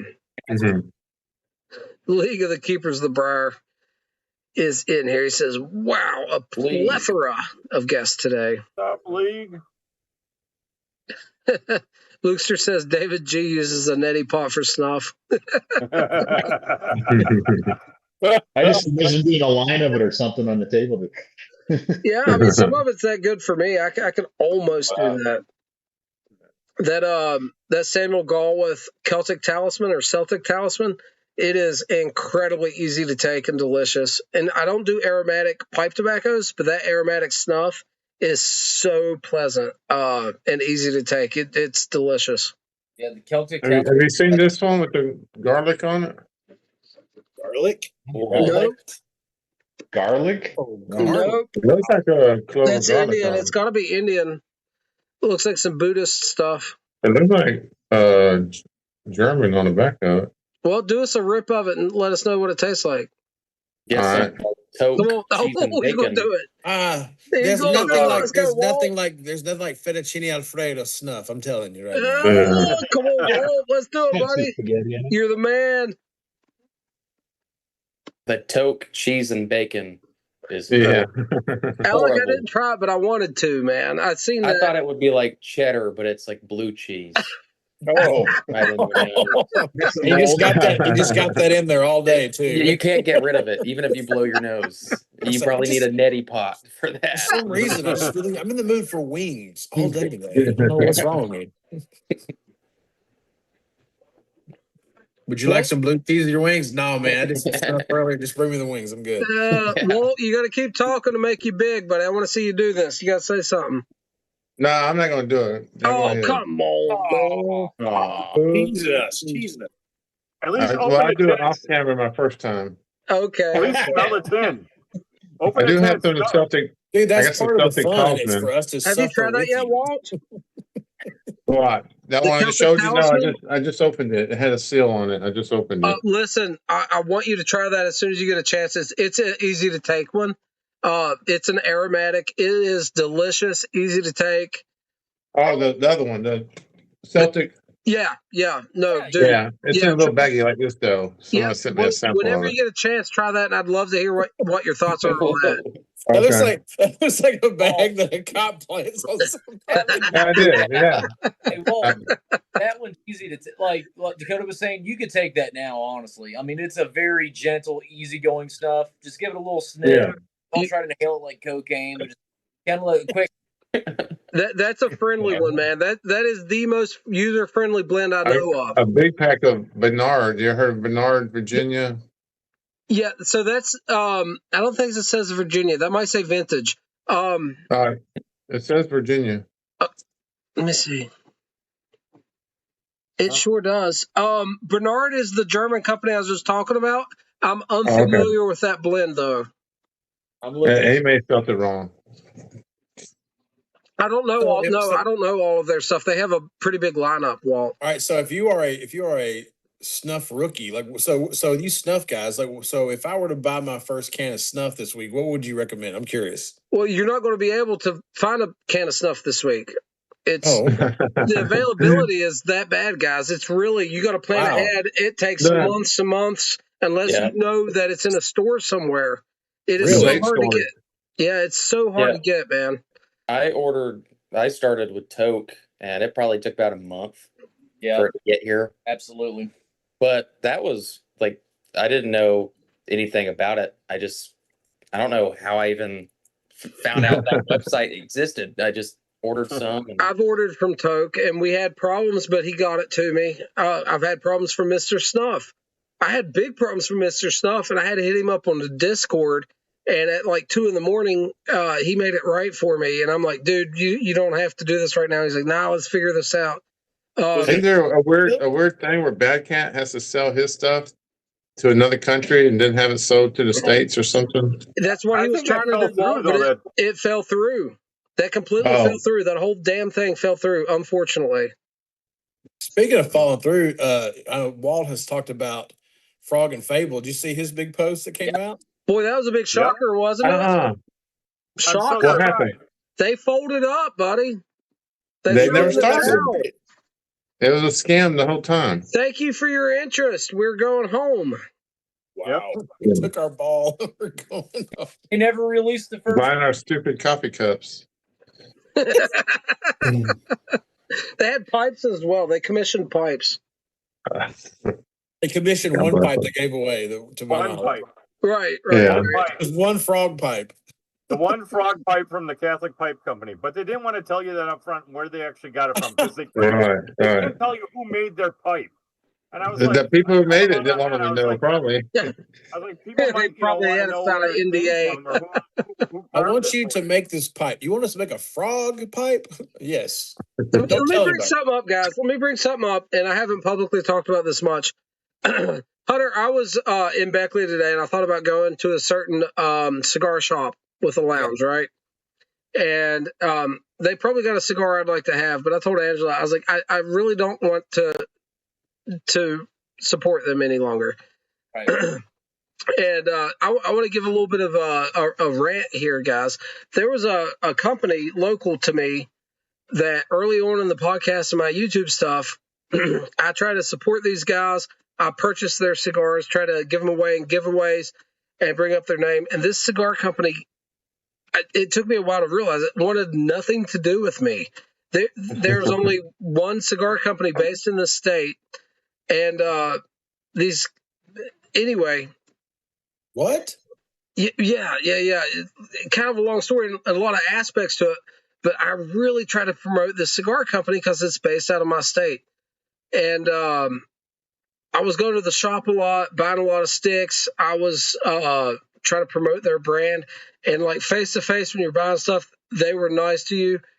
But like, man, I had to call it quits. Have any of you guys ever had like any kind of like interactions to where you just couldn't do business with someone because like they didn't like you? Has that happened to anyone?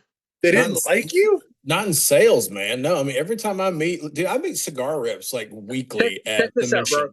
I was making YouTube videos promoting their stuff when they launched something new. There was not another channel on YouTube doing this because they're a very small company.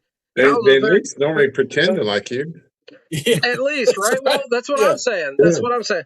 Listen, finally, when I dawned on it that they don't want nothing to do with me, and I stopped like talking to them, none of them reached out. I knew all 4 owners. I gifted them cigars from other makers they weren't carrying to try to like promote other cigar makers they weren't carrying and stuff. Trying to do all the stuff, man. And once I stopped going there and buying from them, I never heard a word from them, man. It was the craziest thing looking back on it, and I made the right choice. But I wanted to stop in today because they do have some cigars I like, and I decided not to. It was the right choice. But it brought the whole conversation back into my mind's eye of like, that was weird, and I think I played it right. You know what I mean?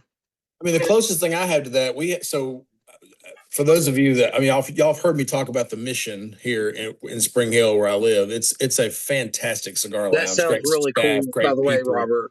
But what people don't know is across the street is another cigar lounge that has been here way longer.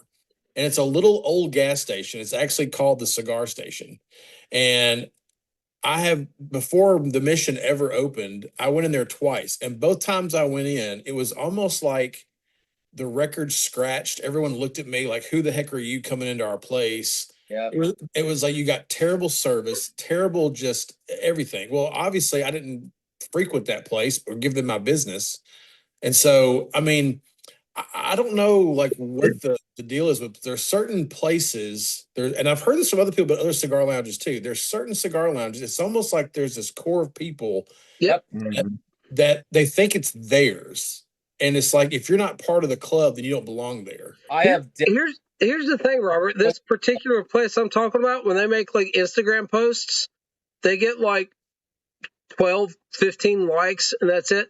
They've got absolutely no online presence. Like, you know what I mean? It's just such a weird position to be in for me because this is someone I wanted to spend money on. It's the opposite of hospitality, which is crazy to me. And I keep promoting. Listen, I will. And these guys don't know me from Adam, but Creekside Cigar Company. Creekside. I like Creekside. They just had their 2-year anniversary podcast. They did, but their whole shtick, their whole thing they talk about is hospitality. Like when you walk in, making you feel welcome, making you feel special, asking you about what you like, trying to get to know you as a person, trying to get to know you and your taste so that they can point you to other boutique blenders. Now, these guys tolerated me at the very best when I'm trying to promote them, spend my money and stuff. And at the very best, I was tolerated. You know, the only person trying to promote them other than themselves, mind you. And they were doing a shit job. This is why we need, I mean, and I say this, and you guys will get this. I want to see more pipe shops that do this. Like I love my cigar lounge, but like I want to see the Briary all over the country. I want to see these pop up everywhere so that you have the same hospitality. You have the same. You have a selection of like 400 pipes. You have a wall of tobacco. Such a niche market, dude, and population density and. I agree. Hopefully, I'm with you. I would love to see it. You see a bunch of those. They were called tinderboxes, and they didn't make it. Also, just for him, Tinderbox used to be a pretty badass place, though, man. Back in the day, Will Bill's in the video. What's going on, brother? Bill. We got the Rumble Man, the anti-YouTube Rumble Man. So good to see you in here, brother. Oh, he muted himself. You get some of that. My local place, I guess I'm assuming it's Ladisi. Well, is hardly sending them any pipes or anything. They keep ordering them, and they can't get stuff in. So because I think they're of course, want to sell it online and that, but they're having they've been ordering stuff forever and hardly get anything in. So yeah, that's how it goes. Will Bill, can you hear us, brother?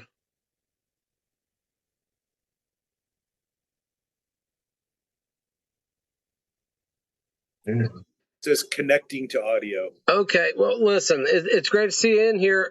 If I knew there was going to be connection issues, I would have gave you a hard time. Thanks for stopping by. Thanks for jumping in the video chat, man. It's great seeing you. I hope you're doing well, man. Maybe it'll connect and you can tell us all about it. Dude, you could get me, Greg, you can get me on the Ladisi topic. And, like, holy cow, man. All of us at Muletown saw the smoking pipes / Ladisi people. They were in their own crew, man. And if you didn't approach them and bow before them and ask to have the presence of their royalty, they weren't talking to you.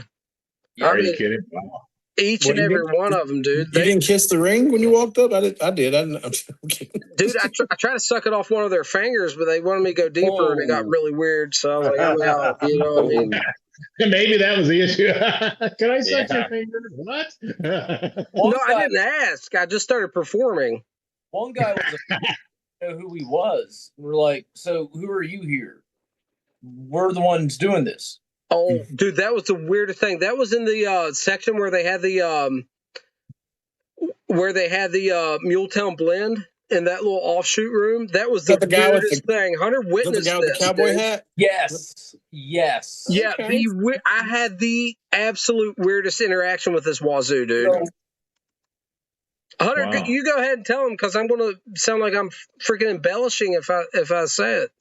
Well, I don't remember exactly, but you were asking, like you were talking to him. He was selling some stuff, and you were kind of like, "Hey, who are you?" Just and being friendly. He's like, "We're the people running this," and it's like, "Cool. Who's running it?" He's like, "Ladisi." Like, you dummy, don't you know? Obviously, I'm Ladisi. I mean, it was just so. I was because.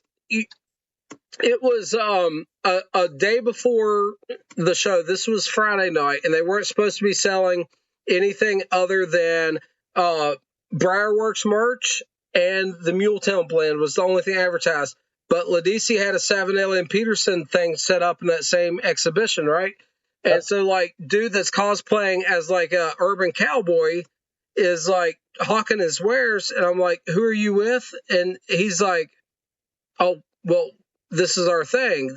And I'm like, "Okay, so who is that?" And he's like, "Ladisi." And it was like the weirdest thing. And then later in the evening, the way all those guys were clicked up, man, dude, it was the strangest vibe in the world. Maybe it was Mr. Ladisi and you didn't recognize him. Yeah. I'm sure that's what it was. Bill Ladisi. Like, Yeah. he was offended to know who he was. Well, here's the thing. If you're Ladisi, like, I've never seen you in a video. I've never seen you on YouTube. I've never seen you on any of the advertisements. How are we supposed to know you're Ladisi? You're dressed like a fake cowboy. Like, for me to know Ladisi, you'd have to have a shirt that says, "I am with Ladisi." I mean, Did anybody get a picture of him talking to Hitler? That's the question. Yeah. Hitler, I'll be honest, Hitler was hanging out with the Ladisi guys at the end of the night within the thing. I'll be honest, that's who Hitler was hanging out with. He was at the end of the table with all of the insider dudes, if y'all want to know where Hitler was chilling. Captain, I tell you this, Ladisi's not going to get a smoking jacket. I'm just going to tell you right now. So nah, man, they can get my Fermunda cheese blend I'm working up. Old Uncle Mike says Cheeto fingers was the issue. I think he's onto something there. Dr. Bob's Nightmare says they sound like damn hipsters. You have no idea. My God in heaven. Will Bill's having audio issues. Listen, Will Bill, we love you, brother. And thanks for stopping by. Thanks for trying to jump in, even though you had issues, man. Guys, it is 3 minutes till midnight here on the East Coast. David G is chomping at the bit. He has rails of Rustica. chopped out, waiting for me and Hunter to light up. Cigar Voice, Alec, you got the smoking blend ready? I do. Yes, sir. I do. 2 nights in a row. This is how divorce starts. All right. All right, I'm gonna set that down. Now, listen, this is so great to see Alec in here on these lives, man. We had a blast last night. We're doing it again tonight. Walt, thanks again for letting me jump in yours last night, man. I had a blast. Anytime, man. Anytime. We had a couple audio issues starting out with Walt's live last night. And you never did figure out like why that happened, did you? No, it happened before. I think it happened when Steve was on there at first too. Strangest thing, man. He could hear one of us and he couldn't hear the other. Yeah, Right. strangest thing, because I could hear both of you, so it was Same. definitely a weird one. Yeah, listener, I could hear you all too. Just listen in and hear everybody. Yeah, everybody else heard us. Just he couldn't. I'm a techie, man. I'm into this stuff, but it didn't make sense to me. All right, 2 minutes till. David G is getting the cold chills right now. He is ready. Well, he can start before you guys and do another one with you. You know, we could do like a survival game, like for a reality TV show, and it's called Keep Up with David G. And you just see people falling out, puking, passing out. It'd be great. Oh man, I see, Captain. That's a video you can do. You know how they do those videos, like pound for pound with Churchill. You can do pound for pound with David G. Dude, the problem is I wouldn't make it. That's the point. We want to see like halfway through the day. You know, listen, the spirit is there, but the body is weak. He's got to call my wife in Chicago if he kills me, if he has me snort something up. what is it? I think that's an old Cosby Show line. The mind is strong, but the flesh is weak. I believe it comes from the Bible originally. That's true. That's true. All right, David G. We're 1 minute till, buddy. Countdown. He said this is ready. There I'm we go. shocked. We are set. I'm shocked. I'm actually going to put it on my hand so everybody can see it like Hunter does it. We're going to do it hardcore style here. Your Rustica 8 times the strength, and as we always like to say, and it's true, the warning label overuse may result in hallucinations and or death. I'll stick to what I'm having. There you go. All good, all good. Alec, we appreciate you joining in on us with this one. Hunter, he has that McChrystal Smokers blend. I have some of that. Yeah, that's what he's got. I told him last night that you have some. I haven't tried it yet. It's comparable to Toke Quit. Yes. But I have not had it. All right, guys. Cigar Vice. You like it? Is it good? It is. It is. Okay. All right. Is it midnight yet? It is midnight on the East Coast. Guys, Okay. Here we go. Some pure Rustica. Okay.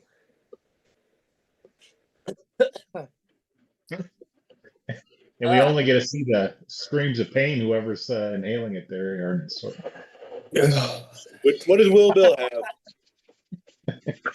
I can hear your tears. Yeah, I can see sounds. Oh, Dakota, I'm proud of you, man. You didn't like go cough crazy tonight. I'm proud of you. I'm still working on it. he's on the floor. No, I think I saw a vein bulging right here. What you don't know is he no longer has any sense in his nose. Pink Floyd, The Great Gig in the Sky is playing. Y'all Whoa, can't hear it? Yes. Yes. Oh yeah, Will Bill's got the McChrystals. Yeah, Oh, yes, sir. Will Bill, I think, is one of the guys within the YTPC that was able to purchase some McChrystals at a local smoke shop. He can let us know in the comments, but I believe he's one of the ones that found it locally. Very difficult to do. It'd be cool if everyone could find it. Just typically not. Are all the McChrystals herbal? Say again? Are all the McChrystals herbal based, or is there ones that are actually like just natural tobacco or whatever? They're all tobacco based. They might Well, have. I mean, with tobacco, but I mean, they have like the herbal eucalyptus or whatever. No. They got the only ones I've ever purchased from them were tobacco.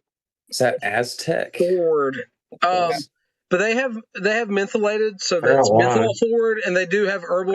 I think they in the European market or something they did like a CBD cannabis blend even. So now you say you found that you're at a local store. What type of store are you finding that? I'm curious. Is that think cigar shop? At a cigar shop or smoke Okay. shop. The Urban Hermit wants to know why I'm crying. I just want everyone to know, full disclosure, this is tears of joy. Okay. Will Bill said he got his at. Will Bill said he got his at the Richmond Pipe Show. Okay, that's right. That's right. I And couldn't there remember the was details. Up for sale at Muletown as well. Yeah, but it was like. Do you think they would sell that at like a vape shop or something like that? No, I find I've it seen at, it. I've seen it at vape shops. locally, man. I've seen it at just the typical just tobacco stores in the area. The cigarette places. Yeah. Now, I got lucky one time in my travels. I went to a cigar shop in Baltimore that had bought out another shop that was closing their supply of everything tobacco. And part of that was a huge stack of nasal stuff that they didn't even know what it was. They had it on the shelf for like nothing.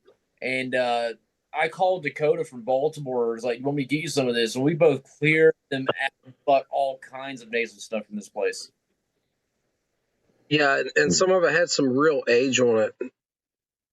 The like plastic that the snuff was wrapped in had turned like brown. You know how a cigar wrapper or the cellophane, Yeah. the tins or the cellophane around the tin of snuff had turned like really brown. It was old stuff. Hey, guys, we're not long for this world, and by that I mean my head's spinning. I want to say first person. Listen, brother, you're gonna have to jump in here more, man. I appreciate you so much for stopping by, man. You weren't forgotten about or neglected. You just gotta find the opportunity and step in, man. I know I'm just lurking. You guys know a lot of tobaccos and stuff. I'm writing notes down here for stuff to look for. I love it, brother. Well, listen, man, I appreciate you. I appreciate you jumping in here. I just don't want you to feel unwelcome or something. Oh no. We got a lot of folks in here tonight, man, and I appreciate you so much. You have no idea. Going to do a video on this Twist Plus, man. Cool name, cool blend. And how long's this been chilling in this jar for, man?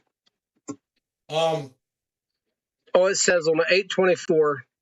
Yeah, the blend's from 824. I put it in the jar probably like a year ago because I was there's a couple guys that I go to this park and I smoke a cigar or pipe, and sometimes they're there. And one of the dudes who's kind of a new pipe smoker, and I was going to give that to him, but I've been up there. I haven't seen him for like forever, so it's just been sitting. So send it your way.